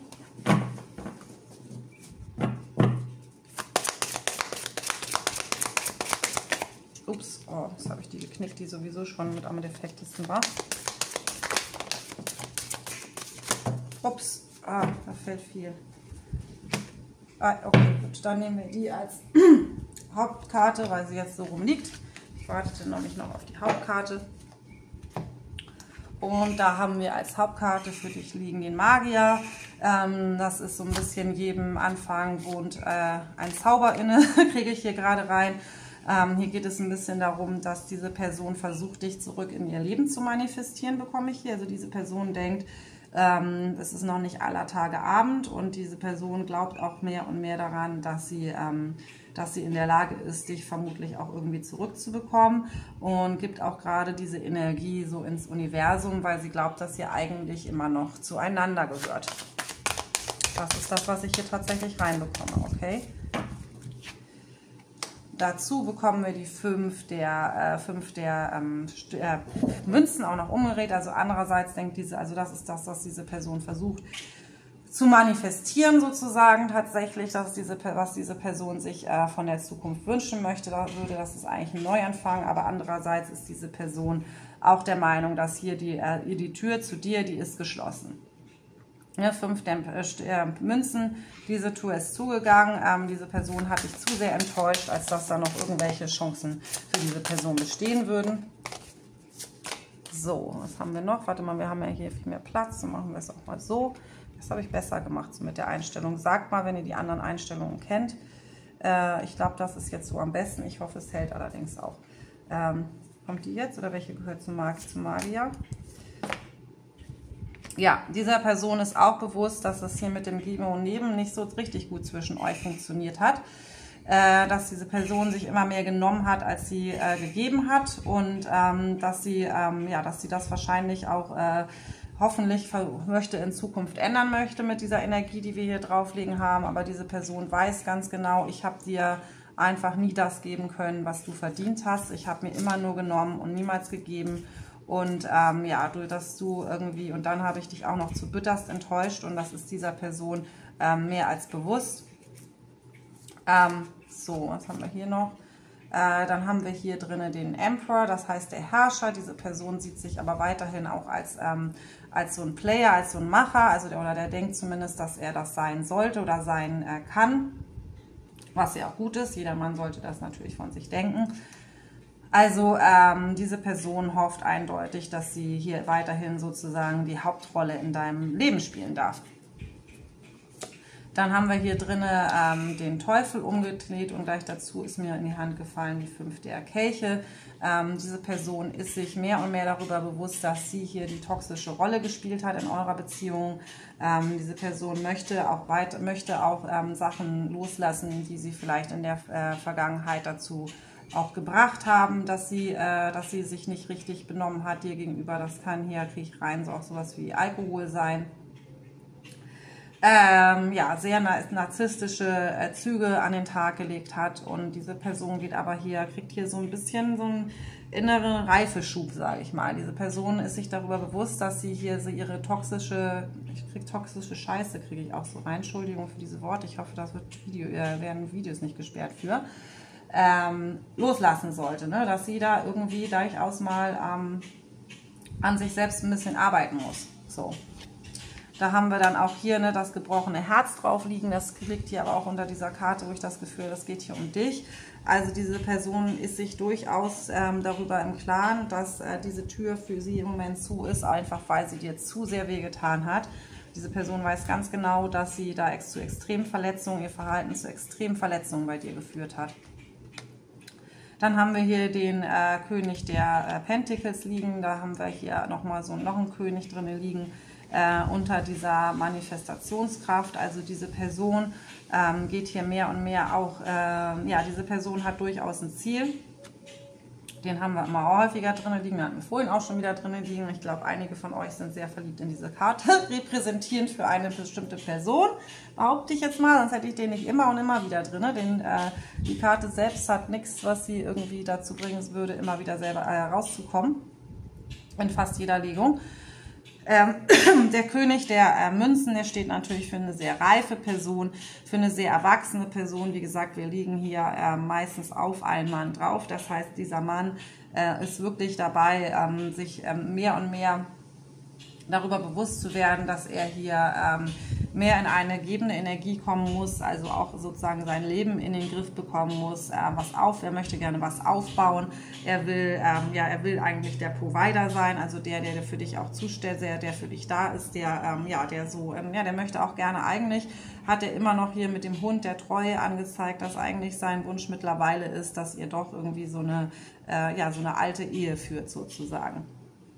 Das wäre eigentlich sein Wunsch und das ist auch das, was er sich von sich selber wünscht. Habe ich die 9 der Kelche liegen und das liegt nochmal hier unter diesen 6 der Pentacles, was ich gerade bekommen habe, auch hier nochmal unter diesem Raben und dem Gehen lassen und der, ja, das ist die Selbstliebe umgedreht. Ich kriege hier aber rein, dass es irgendwie so ist, dass diese Person auch durchaus mittlerweile klar ist, dass ihre Verhaltensweisen auch dafür gesorgt haben, dass du sehr dann dein Selbstbewusstsein verloren hast, dass du immer weniger an dich geglaubt hast, dass du auch immer weniger an diese Beziehung geglaubt hast vor allem, weil hier einfach irgendwie, da war einfach keine Substanz im Sinne von Geben und Nehmen drin. Diese Person hat dich immer wieder, hat von dir immer mehr genommen, sodass sozusagen deine Kelche, deiner Selbstliebe, oh, da kommt jemand, warte, das muss ich mal kurz anhalten. So, weiter geht's. Es hat geklingelt, jemand stand unverhofft vor meiner Tür. Das kann natürlich auch immer ein Zeichen sein, dass diese Person plant, unverhofft vor deiner Tür zu stehen und mit dir zu reden. Aber wie gesagt, 9 der Kelche ist, diese Person ist bewusst, dass du eigentlich schon immer diese liebevolle, großartige Person warst, dass sie dich jetzt sieht und dass sie aber dazu beigetragen hat, dass du das in eurer Beziehung einfach nicht mehr warst. Mit dem Stern hier, du bist wahrscheinlich auch immer noch für diese Person sozusagen, jetzt hast du mittlerweile für diese Person eine Unerreichbarkeit bekommen. Also wenn du jetzt, das jetzt nicht um einen Ex-Partner von dir geht, dann hast du wahrscheinlich mittlerweile schon abgeschaltet, weil du das als nicht zutreffend empfunden hast. Solltest du immer noch dran sein und es ist hier kein Ex-Mann von dir, dann geht es hier auch wirklich nochmal darum, dass diese Person dich irgendwie so als jemand sieht, der sehr unerreichbar ist für ihn. Also an die einfach, es geht hier einfach wirklich darum, dass diese Person mehr und mehr das Gefühl hat, dass sie dir einfach sozusagen nicht das Wasser reichen kann, dass du ja, zu großartig bist sozusagen für sie. Mit irgendwie diesem, der liegt jetzt hier nochmal hier auf dem Herrscher drauf, der Stern. Es geht hier wirklich darum, dass diese Person wirklich sich selbst sozusagen mal versucht zu manifestieren, über sich selbst herauszuwachsen und ja, wieder seinen Träumen nachzukommen, sich hier auch mehr und mehr in die eigene persönliche Entwicklung begibt, ob du es glaubst oder nicht.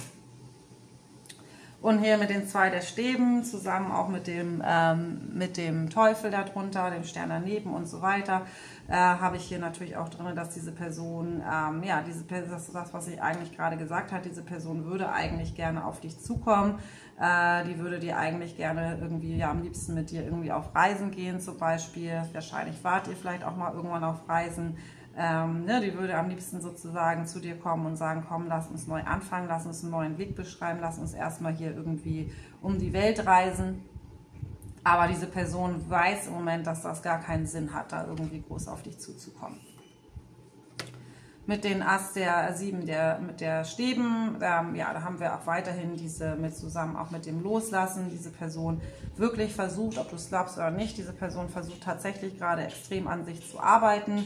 Das gelingt ihr mal mehr oder weniger, ne? Mit diesem Stab, der hier reinkommt, da sind immer noch sozusagen viele toxische Energien, die diese Person stören. Diese Person versucht auch immer mehr in ihre Kraft zu kommen, aber diese Person wird davon auch immer wieder, es kommt immer wieder zu Irritationen, das ist aber nicht schlimm. Wir beglückwünschen ja erstmal, dass man hier sozusagen auf einem guten Weg ist.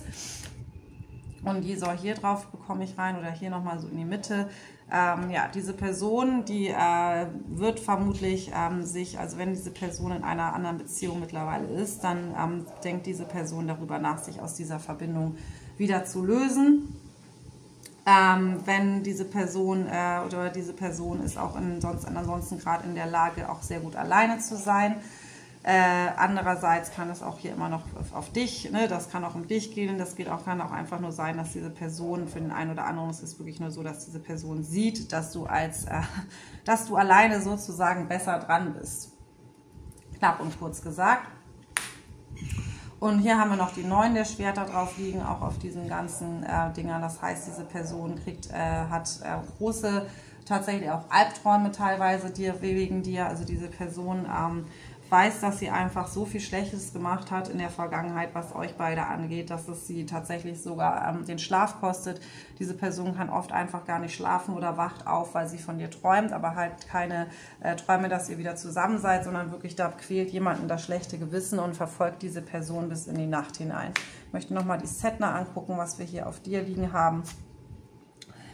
Nochmal haben hier auf der Setna-Energie liegen, ne? Da haben wir nochmal drauf liegen hier die 10 der Schwerter, umgedreht gesehen. Das ist also wirklich, die 10 der Schwerter ist jemand, der komplett sich befreit hat, der seine ganzen Schmerzen losgelassen hat. Diese 10 der Schwerter, das geht aber natürlich, die siehst, die ist falsch rum, spricht natürlich dafür, dass diese Person weiß, dass du sozusagen die Dinge hinter dir gelassen hast, aber natürlich, dass sie trotzdem hofft, dass du nicht komplett sozusagen aus ihrem Leben verschwindest, sondern dass sie natürlich immer noch hofft, dass du dich hier auf dem letzten Meter umdrehst und zu ihr zurückkommst.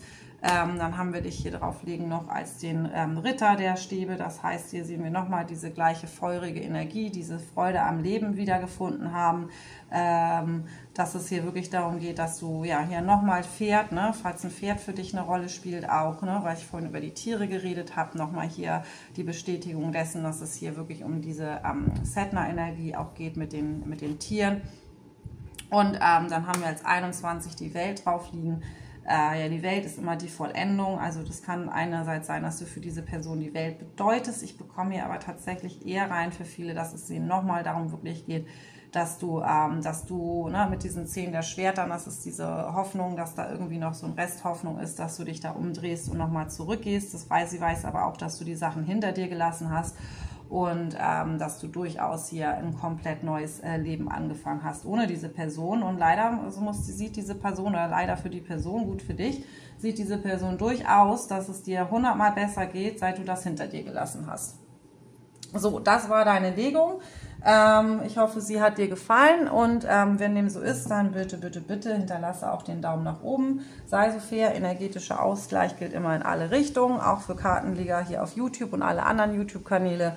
Jeder YouTube-Kanal lebt davon, dass er auch Abonnenten bekommt und Daumen nach oben. Ansonsten muss man das hier nämlich gar nicht weitermachen. Und wenn es dir gefallen hat, dann sei bitte auch immer so fair bei mir und jedem anderen und hinterlasse auch ein Abo oder einen Daumen nach oben oder einen Kommentar. Ne, mich interessiert ja auch immer, was ihr dazu denkt. Erst recht, wenn was hier irgendwie noch irgendwelche Zeichen reingekommen sind für dich, schreib es mir gerne drunter. Wenn dir das Bild vom Wal so gut gefallen hat, dass du es dir gerne über den Tisch, über das Bett hängen würdest, als Erinnerung dafür, was du hier erreicht hast auch. Dann findest du den Link zu dem Bild in der Beschreibung. Du findest auch den Link zu diesen Karten und den anderen Karten in der Beschreibung. Wenn ihr einzelne Bilder davon kaufen möchtet, dann könnt ihr mich gerne auch kontaktieren, weil also dieses Bild hier, das ich habe das alles überwunden. Und das finde ich echt sehr passend für dich. Ich habe das Gefühl, das hat ganz, ganz viel mit dir zu tun. Und ja, dementsprechend alles Liebe, alles Gute, bis zum nächsten Mal. Ja, schalte einfach wieder ein. Hallo Nummer 3. Na, du hast das wunderschöne Einhorn gewählt, dieses super schöne Fabelwesen. Und ja, da gucken wir mal, Fabelwesen, Einhorn. Hier steht natürlich ja schon, was das bedeutet, ne? Und während ich schon mal die Karten mische und einmal gucke, dein Gegenüber und du hast das Einhorn gewählt. Welche Göttin repräsentierst du für diese Person?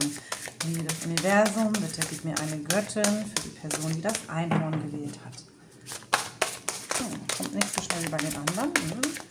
Welche Göttin repräsentierst du? Ups, da fällt sie runter. Haben wir einmal die Isis, aber ich nehme nochmal, weil sie runtergefallen ist, vielleicht kriegen wir noch eine Zusatzkarte. Da ist sie. Die hatten wir auch gerade erst in den anderen Legungen schon mal drin. Weiß jetzt aber nicht mehr wo. Naja, die hatten wir schon mal. Vielleicht hast du sie auch schon mal gehabt. Die Irene, die hatten wir. Ich krieg's nicht hin. Tut mir leid. Guck mal, ob du die irgendwo siehst. Das ist die Nummer 9 und die Nummer 11. Zusammen natürlich eine 20 und eine 2. Das ist immer 2 Personen. Ne? 11 auch 2 Personen. Steht 11 magische Zahl von Universum und steht hier für die Isis. Und die Isis, das ist die mächtigste Göttin gewesen von den Ägyptern. Die war auch in der Lage, ihren eigenen Mann wieder auferstehen zu lassen. Also hier hofft auf jeden Fall jemand, dass eure Verbindung etwas, das Magisches ist, ne, wie auch das Einhorn. Und dass ihr sozusagen in einen Neuanfang gehen könnt. Ne? Dass du sozusagen als die Isis, die transformierende Göttin, die Göttin, die das schafft, jemanden, ja, ich kriege auch rein, dass diese Person dich sieht als jemanden, der ihn sozusagen auferstehen lässt. Jemanden, dass du die Person bist, die diese Person ja im wahrsten Sinne des Wortes aus dem Schlamm zieht, kriege ich hier so rein. dass du sozusagen die Person bist, die dafür sorgt, dass diese Person sich ja irgendwie besser fühlt, dass sie das Gefühl hat, du bist die eine Person, die ihr helfen kann, wieder sie selbst zu sein und die auch sieht, wer diese Person wirklich ist. Das ist das allererste, was ich hereinbekomme. Und mit dieser Irene-Energie bist du, glaube ich, auch so, ja, guck mal, du siehst ja hier, wie diese Person hier sich an diesen Stamm anlehnt. Ne? Du bist sozusagen dieser Stamm, du bist sozusagen der Halt. Du bist für diese Person der Halt und die Person, die ihm Frieden bringt, oder ihr in dem Moment, wo diese Person bei dir ist, dann empfindet sie Frieden und Ruhe und fühlt sich einfach ja geborgen und gehalten, bekomme ich hier rein. Das bist du für diese andere Person. Ja, du bist ja Frieden einfach nur. Der Frieden sozusagen, den diese Person sich wünscht, in dieser Welt hier voller Bubbelchen, die immer auf diese Person einprasseln, bist du die Person, die ihr Stärke gibt. Ich möchte einmal kurz lesen, habe ich hier rein, sowohl die Isis als die Irene Botschaft für dich, dass da noch was für dich drin sein könnte. Das habe ich alles selber geschrieben, ne? Das sind auch meine Worte. Aber ich weiß natürlich auch nicht mehr alles auswendig, was ich geschrieben habe. Du hast die Macht, in dir alles zu manifestieren, was du dir wünschst. Mit Momenten der Stille, in dem die bewusste Verbindung und dem bewussten Verbinden mit der inneren Welt. Durch das ständige Praktizieren des Loslassens und Kontrolle und der Stärkung des Vertrauens in die Güte des Lebens und des Universums, sowie das Glauben an die unbegrenzten Möglichkeiten. Das ist das, was diese Person aber auch zu dir sagen würde. Ne? Du bist der Moment, der mir Stille bringt und mich wieder die Verbindung spüren lässt. Und ja, und ich muss auch manchmal, du bist auch derjenige, von dem ich das Gefühl habe, manchmal muss ich loslassen und trotzdem kann ich weiterhin hier im Vertrauen sein. Und mit der Arena haben wir hier stehen, 9. Mache Frieden mit dir selbst und deine Umwelt wird dir folgen. Ein Berg kümmert sich nicht, wenn der Wind um ihn herum bläst. Sei keine Fahne im Wind, bleibe ruhig und schau ihn dir an. Den Sturm, was vermag er dir schon anzutun? Also ich habe wirklich, was ich schon gesagt habe, das ist das, was diese Person über dich denkt. Ne? Du bist sozusagen, ja, du bist so der Berg dieser Person, du bist dieser Holzpfahl, dieser Stamm, dieser weise Baum, an dem man sich festhalten kann, der da ist, wenn alles andere irgendwie nicht mehr funktioniert. Und das ist ja schon mal sehr schön. Da habt ihr wahrscheinlich eine sehr besondere Verbindung zueinander. Ob das jetzt eine Liebesverbindung ist, wahrscheinlich für die einen oder anderen von euch. Ich habe aber bei euch explizit das Gefühl, dass es hier nicht nur für einige von euch nicht unbedingt nur um einen Liebespartner geht, sondern wahrscheinlich eher auch um jemanden, der dir anderweitig sehr, sehr, sehr nahe steht. Gucken wir mal rein. Gucken wir in das Tarot rein, für das Einhorn hier, für Irene und Isis, die die Karten gezogen haben. Was bedeutest du dieser anderen Person? Was denkt diese andere Person über dich? Wie fühlt sie über dich?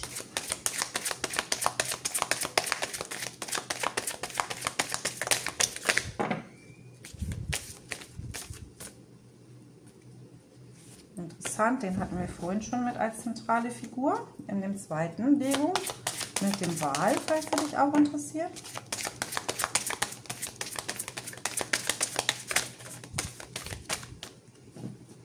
Flipper.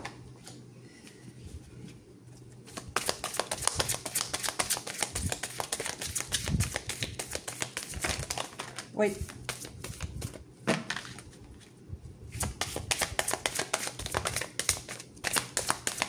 Das scheint interessant zu werden hier für euch. Da habe ich aber ganz unterschiedliche und interessante Energien schon rauskommen. Okay. Eieiei, das ist aber viel. Und ich soll immer noch nicht aufhören, das wird lang.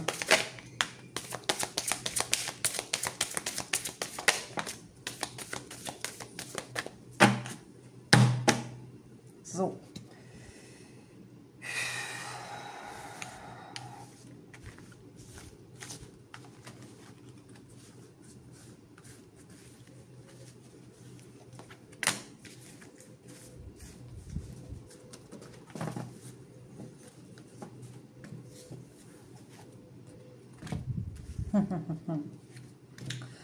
La ba bam bam bam bam bam bam bam bam bam bam bam bam bam bam.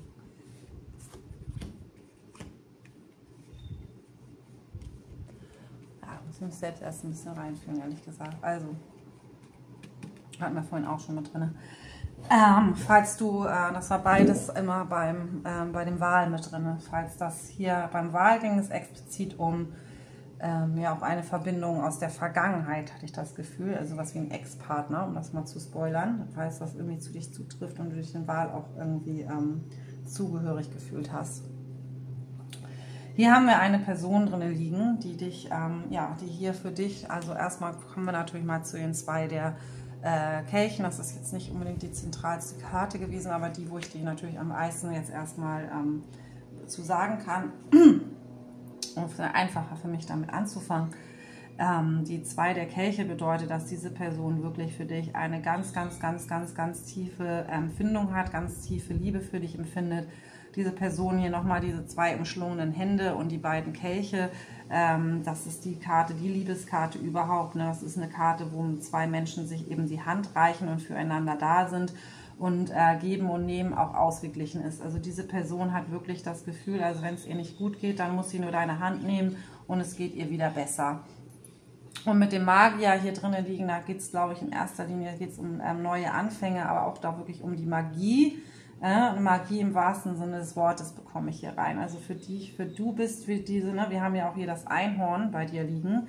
Und das ist für diese Person ganz magisch, dass du überhaupt in ihr Leben gekommen bist. Ne? Das hätte sie sich gar nicht träumen lassen, dass sie jemanden noch findet, der sich ihr so zugehörig fühlt oder der ihr so viel Kraft geben kann. Und ja, und auch wieder sozusagen dafür sorgt, dass diese Person mehr und mehr wieder an sich selbst glaubt auch. Ups. Fällt der Teufel runter und dann habe ich das Gefühl, den lege ich darauf, weil er ist gerade an mir hängen geblieben. Diese Person hatte wahrscheinlich in ihrer Vergangenheit extreme Probleme mit ihrem, ja, ich kriege hier rein falsche Freunde, ganz viel. Der Teufel steht hier, kriege ich rein für falsche Freunde. Diese Person hat wirklich, kriege auch gleich das Gefühl, dass ich so ein bisschen langsamer und ruhiger rede jetzt. Diese Person hat einfach in ihrem Leben viele falsche Entscheidungen getroffen gehabt schon. Viele Kontakte gehabt zu Menschen, die ihr nicht gut getan haben. Dieser Mensch sagte auch, dass er viel mit Menschen zusammen war, die ihn einfach dazu gebracht haben, Dinge zu tun, die er nicht hätte tun sollen. Ja, das geht hier schon fast sogar rein in, ich habe viel Scheiße gebaut. Ich sage es jetzt mal einfach so, ich habe super viel Scheiße gebaut in meiner Vergangenheit, weil ich auf die falschen Leute gehört habe, den falschen Menschen vertraut habe, Dinge gemacht, die mich eigentlich selbst eher zerstört haben, als dass sie gut waren für mich. Und seit sozusagen du in meinem Leben bist, ne, das hier sozusagen, das liegt immer noch drunter, so, das ist auch immer noch in mir, das ist auch immer noch ein Teil von mir. Und diesen Teil, der kommt auch manchmal immer noch ziemlich stark in mir durch. Ne? Ich bin einfach irgendwie immer schon so gewesen, dass ich einfach dazu geneigt habe, auf falsche Entscheidungen zu treffen, auf mein Ego zu hören auch. Ja, vielleicht irgendwie auch tatsächlich hier spielen auch vielleicht eine Rolle, so Drogen, Alkohol und derweil da mit den falschen Leuten unterwegs waren, vielleicht sogar teilweise mit irgendwelchen Leuten. Ich kriege hier tatsächlich sogar rein für den einen oder anderen kriminelle Handlungen, weil Menschen mich dazu überredet haben und ich das eine gute Idee fand. Und ja, mit dir sozusagen da drin, als du in mein Leben gekommen bist, habe ich gemerkt, dass ich auch noch gute Menschen in mein Leben ziehen kann. Weil davor habe ich immer nur schlechte Menschen in mein Leben gezogen. Es tut mir leid, ich fange jetzt gerade fast an zu heulen. Also du, wärst du nicht in mein Leben gekommen, kriege ich hier so rein dann und hättest hier wieder irgendwie in mein Leben gebracht, dass Dinge auch anders sein können und einfach irgendwie nur, wenn du da bist und wenn du lächelst und wenn du lachst und dann weiß ich sozusagen, dass Dinge anders laufen können und dass es auch noch Menschen gibt, die einfach gerne mit mir zusammen sind, nur weil ich bin und nicht, weil irgendwie Menschen einfach nur irgendwas von mir wollen und mich überreden wollen, irgendwie Dinge zu machen, die gar nicht gut für mich sind. Und wärst du hier nicht in mein Leben gekommen oder ich bin hier immer noch dabei, mit diesen, die ist ja umgekehrt, ne, die Karte, mit dieser Umkehrung. Ich bin immer noch dabei, Sachen sozusagen loszulassen, hier aus dieser Energie, die hier immer noch drin ist, mit diesem Teufel. Und dabei hilfst du mir auf jeden Fall enorm, aber ich bin immer noch nicht über viele Dinge hinweg und da musst du mir auch vielleicht noch ein bisschen mehr Zeit geben. Und hier haben wir drinnen liegen auch die 5 der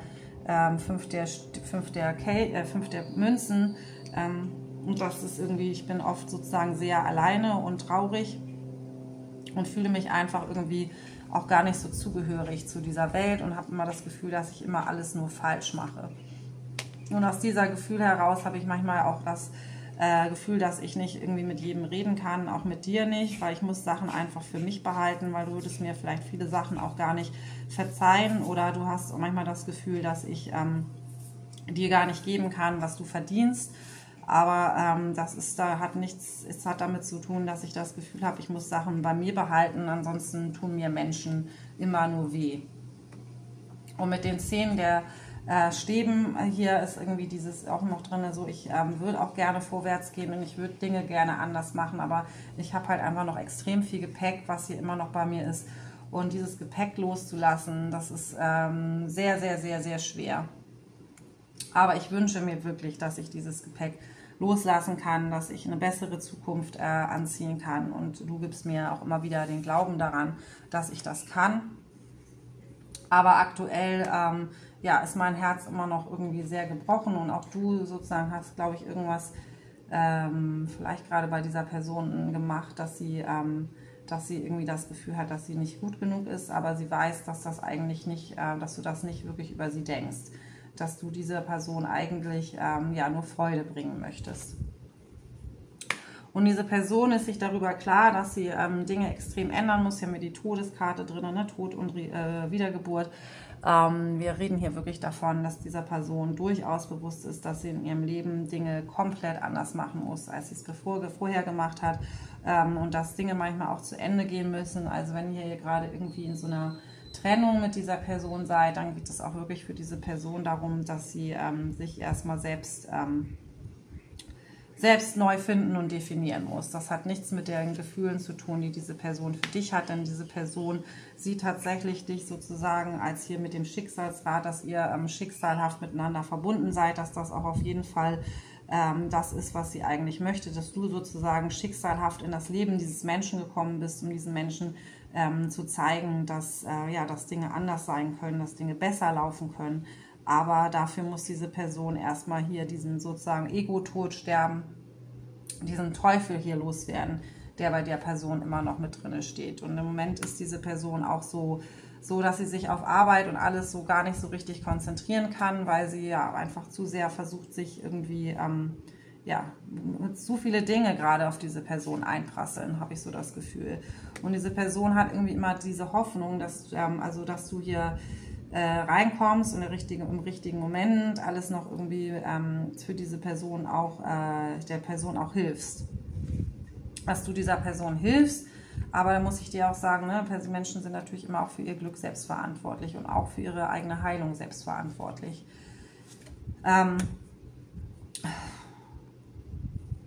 Also im Moment hat diese Person das Gefühl, sie wartet irgendwie darauf, dass irgendwas passiert, dass Dinge besser werden, auf irgendwie so einen Anstoß von außen, auf den richtigen Moment. Und das ist ja schon mal gut, ne? Ich meine, warten ist besser als zurücklaufen.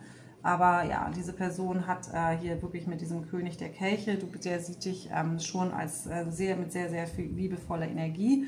Und der ist auch eigentlich, würde gerne als dieser liebevolle Mensch in deinem Leben auch agieren. Mit der Königin der Schwerter, das bist wahrscheinlich du, hast du im Moment so, es steht auch ein bisschen mit drin, dass du gerade wahrscheinlich so in Distanz zu dieser Person bist, dass du dir gesagt hast, auch ich muss mich selbst auch hier so ein bisschen beschützen. Und ja, diese Distanz nimmt diese Person auch durchaus wahr, dass du in der Distanz bist, weil du eigentlich hier darauf wartest, dass sich Dinge bessern, dass Dinge sich ändern. Und diese Person sagt dir aber auch, oder hier geht es auch darum, dass du immer so ein bisschen darauf achtest, dass du zu sehr darauf guckst, was alles noch nicht erreicht worden ist, anstelle auf das zu gucken, was hier eigentlich schon alles passiert ist. Ne? Also wie gesagt, hier stehen bleiben ist besser als zurückgehen. stehen bleiben ist immer noch besser, als wieder in alte Verhaltensmuster zurückfallen.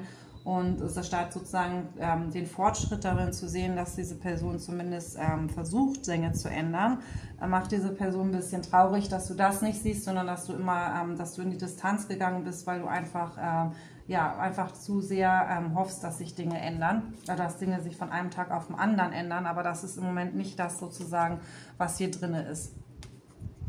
Und du hier nochmal diese Sonnenkarte umgedreht gesehen, das ist sozusagen, diese Person würde sich wünschen, dass du hier wieder als die Sonne in seinem Leben bist. Du bist die Sonne in seinem Leben und die möchte einfach nur, dass du auch weiterhin diese super tolle Energie hast. Und ich sehe nicht dich, ich sehe jetzt nur die andere Person. Ich würde stark annehmen, dass das dir ein bisschen schwerfällt im Moment, weil da wahrscheinlich irgendwie zu viele Sachen gerade sind, die dich selber irgendwie vermutlich irgendwie dass du dich erstmal mit dich selber beschäftigen musst hier, ne? Du siehst hier reinkommen, hier kommen durchaus gute Energien wieder rein, aber dass du dich selbst hier zurückgenommen hast, dafür wirst du deine Gründe haben. Diese Person würde sich aber halt wirklich wünschen, dass du dass du hier wieder bist als die Sonne in seinem Leben.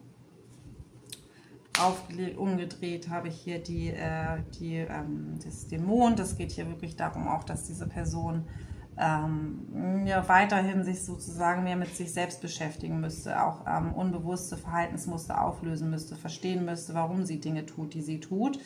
Und da ist ein bisschen noch die Energie drin, dass sie das vielleicht weiß, aber dass sie halt auch sehr viel an dich denkt, dass die Gefühle hier wirklich extrem tief sind. Aber dass man sich halt eher hier reingibt in dieses was wäre wenn und wieso war was so und so und so und so. Also die Gedanken sozusagen noch nicht in die richtige Tiefgründigkeit gehen hier, warum Sachen so sind, sondern halt immer nur sozusagen dich anschmachten, also sie wie den Mond, ne? So ich ertrinke ohne dich. Aber dabei geht es eigentlich darum, dass diese Person sich wirklich mal mit sich selbst beschäftigen sollte. 6 der Stäbe haben wir hier auch nochmal drin, dich als gesehen. Ne? Du bist sozusagen, diese Person denkt auch, dass du hier von allen gesehen wirst, dass du sozusagen hier sowieso die Person bist, die im Rampenlicht steht, ne? Als jemand ganz Besonderes. So, wir hatten ja hier auch schon diesen Stern drin liegen, so als jemand, ja, du bist hier sozusagen die Queen, die so ein Popstar, so, ne, der denkt also sowieso, alle wollen dich sozusagen. Wie kann man dich nicht wollen? Wie kann man dich nicht in seinem Leben haben wollen, wenn es hier nicht um eine Liebesverbindung geht, ne? Du bist einfach jemand, der einfach so großartig ist, dass hier alle Scheinwerfer sind auf dich. Und deswegen hast du aber hier auch so den Rücken zu ihm gedreht. Das ist so ein bisschen das Gefühl, ne? Du wirst mich ja gar nicht sehen. Du kannst jeder andere sieht dich auch, ne? Also 5 der Kelche ist auch so, ja, hier Dinge loslassen, Dinge gehen lassen. Das ist der Person durchaus bewusst, dass man hier mal sich ein bisschen mit sich selbst beschäftigen sollte. Und da kommst du nochmal rein als die Stärke hier auch neben dieser Sonne, ne? Dass du durchaus hier, diese Person sieht dich als eine extrem starke Person einfach, weil du ein extrem großes Herz auch hast, dass du einfach sehr, sehr, sehr charakterstark bist. Und mit den 3 der Kelchen habe ich hier drin, das geht nochmal darin, einerseits kann es zwei Aspekte liegen immer in den 2 der Kelchen drin, es kann für die eine oder andere Person deswegen unterschiedliche Bedeutungen haben.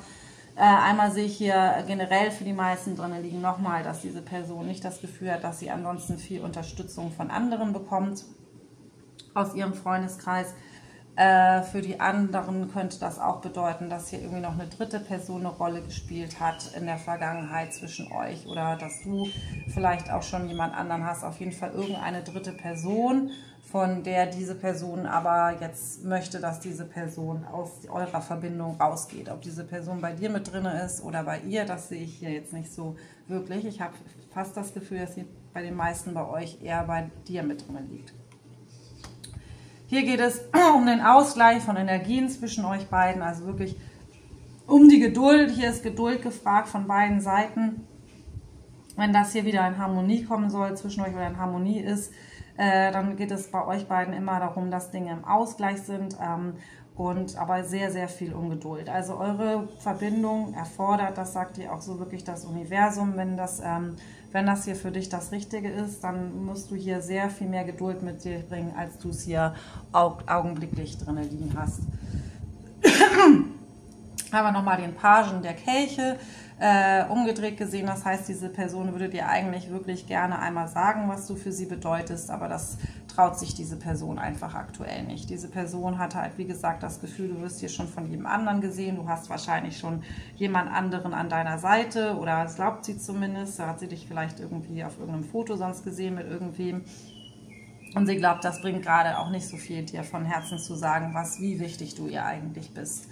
Und hier haben wir noch die 10 der Stäbe andersrum liegen, die auch automatisch auf diese dritte Person. Also hier geht es darum, dass diese Person eigentlich hier wirklich über ihre eigenen Schmerzen, möchte ich mal so sagen, über ihre eigenen Sachen hinwegkommen möchte und hier auch wirklich einen neuen Neuanfang haben möchte, aber halt im Moment irgendwie das Gefühl hat, dass hier zu viele Blockaden drin liegen noch, so auf ihrer eigenen Seite, aber wie gesagt auch für den einen oder anderen von euch, dass hier irgendwelche anderen Menschen dir entweder wichtiger sind, also wenn es nicht darum geht, dass es hier um Partnerschaften geht, sondern um Freundschaften oder sonst was, dann diese Person im Moment das Gefühl, dass andere Menschen dir wichtiger sind als sie. Wie gesagt, ich sehe hier nicht so richtig, also ich will hier nicht wirklich sagen, es ist für jeden von euch anders, wie das wirklich gerade ist. Und dass diese Person versteht aber auch, dass andere Personen wichtiger sind oder beziehungsweise sieht sich halt selbst hier als ein bisschen auch selber als Fehler im System. Ne? So ist es nicht, möchte ich mal dazu sagen. Wir nehmen dir mal noch eine Karte von meinen chinesischen Karten als genereller Ratschlag für euch beide, bitte. Ein genereller Ratschlag hier für diese Legung.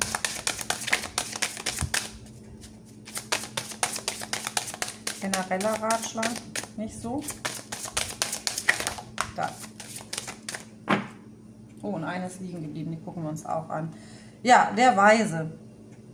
Der Weise und der Narr sozusagen. Der Weise, das steht natürlich hier wirklich dafür, dass dass einer von euch einfach als Weise auch vorangehen sollte und der eine den anderen führt. Ich sehe dich aber hier natürlich ein bisschen drin als die weise Person, dass du für die andere Person die weise Person bist. Und hier haben wir nochmal den Stern drin liegen, den hatten wir jetzt zweimal drin liegen für dich, dass du hier wirklich der Stern bist. Und lass mich einmal, achso, ich habe das Buch ja schon letztes Mal nicht gefunden. Wo habe ich denn das Buchlein hingetan? Warte mal ganz kurz. So, der Stern, wiedergewonnene Hoffnung, unverhoffte Chance. Ja, das ist das, was für euch beide gilt. Ne? Und dann, warte mal, diese Karte steht für die Vereinigung von Schönheit und Wahrheit. Der Stern kündigt die Hoffnung an nach bestandenen Prüfungen. Seine Botschaft birgt ein schöpferisches Ideal, mit dessen Hilfe sich die Menschen vollständig erneuern können. Durch sein Licht und seine Stellung kann ein Stern am Firmament den Reisenden auf seinen Weg führen. Also das bist du natürlich auch hier, ne? In der Abfolge der großen Arkane des chinesischen Tarot symbolisiert der Stern die Möglichkeit, zu sich selbst zu finden. Allgemein gesehen hat der Stern immer schon große Neuigkeiten angekündigt. Sein Einfluss ist immer heilbringend. Sagt man nicht auch, ich bin unter einem günstigen Stern geboren oder ich vertraue auf die Sterne? Symbolisch gesehen gibt einen solchen Stern in uns einen Hoffnungsschimmer, der dann aufleuchtet, wenn alles schon verloren glaubt, zu sein scheint. Das Vertrauen in die kosmische Ordnung trägt dabei zu, diese innere Flamme zu stärken. Der Fragesteller befindet sich angesichts dieser Karte in der Situation eines Menschen, der sich im Wald verirrt hat und vor Kälte, Hunger und Müdigkeit ausgelaugt ist. Die Nacht ist finster und er ist allein und seine Kräfte haben ihn verlassen. Angst und Verzweiflung haben ihn völlig mutlos gemacht und er rechnet mit dem Schlimmsten. Plötzlich entdeckt er in weiter Ferne ein schwaches Licht. Das Licht kommt aus einer Hütte eines Holzfällers. Nun hat er wieder Hoffnung. Die Energie strömt wieder in seine Adern und er verspürt seine Müdigkeit nicht mehr. Er macht sich auf den Weg, ohne Furcht den Blick aufs Licht gerichtet und er ist gerettet. Die Karte lässt auf die Meisterung einer Situation hoffen. Kosmische Hilfe ist da, sie ist allgegenwärtig. Sie kann sich in einer unverhofften Chance äußern, die man dann auch schnell ergreifen sollte. Ein Element, an das man bisher nicht gedacht hat, wird möglicherweise in Erscheinung treten und ein vielschichtiges Problem lösen. Diese Karte gibt die positive Energie und den lebendigen Optimismus, den wir brauchen, um uns dieser Situation zu stellen. Der günstige Einfluss ist stark und wird als eine innere Beruhigung empfunden, als ein sicheres Zeichen für den ersten Schritt zum Sieg. Ja, das ist ja, da müssen wir nicht mehr viel dazu sagen, ne? Das ist genau das, was wir schon gesagt haben, was du für diese Person auch bist. Und ja, dann bist du, das glaube ich nochmal für die andere Person. Und jetzt gucken wir mal, was der Weise sagt als Rat an dich. Wo ist er denn? Muss er weiter hinten sein, ne? Ach ne, ist er gar nicht. Warte mal. Noch weiter. Und jetzt müsste er kommen. Da. Durch innere Erfahrung erworbene Weisheit, Gegensätze in Einklang bringen, sich in Einsicht üben und in die Stille hören. Das Wort der Weisheit kehrt im chinesischen Denken immer wieder. Darin klingt Ehrfurcht. Es weist auf einen Idealzustand hin, den nur Menschen erreichen können, denen es gelingt, den dafür notwendigen Weg zu gehen. Diese Karte steht für eine Phase der Besinnung. Sie erlaubt jedem eine Bilanz des sich entwickelnden Bewusstseins zu ziehen, den Verstand zu schärfen und die Dinge gelassener zu sehen. Das ist für dich. Die Erkenntnisfähigkeit ist die wesentliche Eigenschaft des Weisens. Sie schützt ihn davor, in bodenlosen Tiefen zu stürzen. Sie hilft, Klippen zu vermeiden und sie warnt vor Verrat. Wenn man sich auf die innere Suche begibt, zählt jede Einzelheit. Lässt sich der Mensch durch den äußeren Schein blenden, kann ihn bereits ein scheinbar unbedachtes Detail vom Weg abbringen. Deshalb schreitet der Weise langsam voran. Er schützt dabei so gut wie möglich die Lehren, die er aus seiner eigenen Erfahrung gezogen hat. Er gibt sie nur an jene weiter, die sie auch verstehen. Es mag zwar etwas hart klingen, aber es ist einfach unsinnig, Perlen vor die Säue zu werfen. Damit man Fortschritte auf dem Weg macht, sollte man bei allem, was man tut, die Einsicht immer unser innerster Begleiter sein. Der Weise vermittelt die Kraft, die er durch die Arbeit an sich selbst erlangt hat. Gelassen steht er dann den hektischen Begegsamkeiten der Welt gegenüber, in der sich die Menschen auf unterschiedliche Stufen der Inkarnation abmühen. Durch Ruhe, innere Sammlung und kosmisches Bewusstsein erkennt er das Innere der Dinge und auch der Menschen. Er weiß, wohin sein Weg führt. Und er möchte sich nach und nach aus dem Räderwerk der materiellen Welt zurückziehen. Die Meditation, die Konzentration und die Rückbesinnung auf sich selbst sind der Schlüssel, die den Zugang zu den höchsten Ebenen des Bewusstseins erschließt. Es geht noch weiter, ne? Wer andere kennt, ist klug. Wer sich selber kennt, ist weise. Wer andere besiegt, ist stark. Wer sich selbst besiegt, ist wirklich mächtig.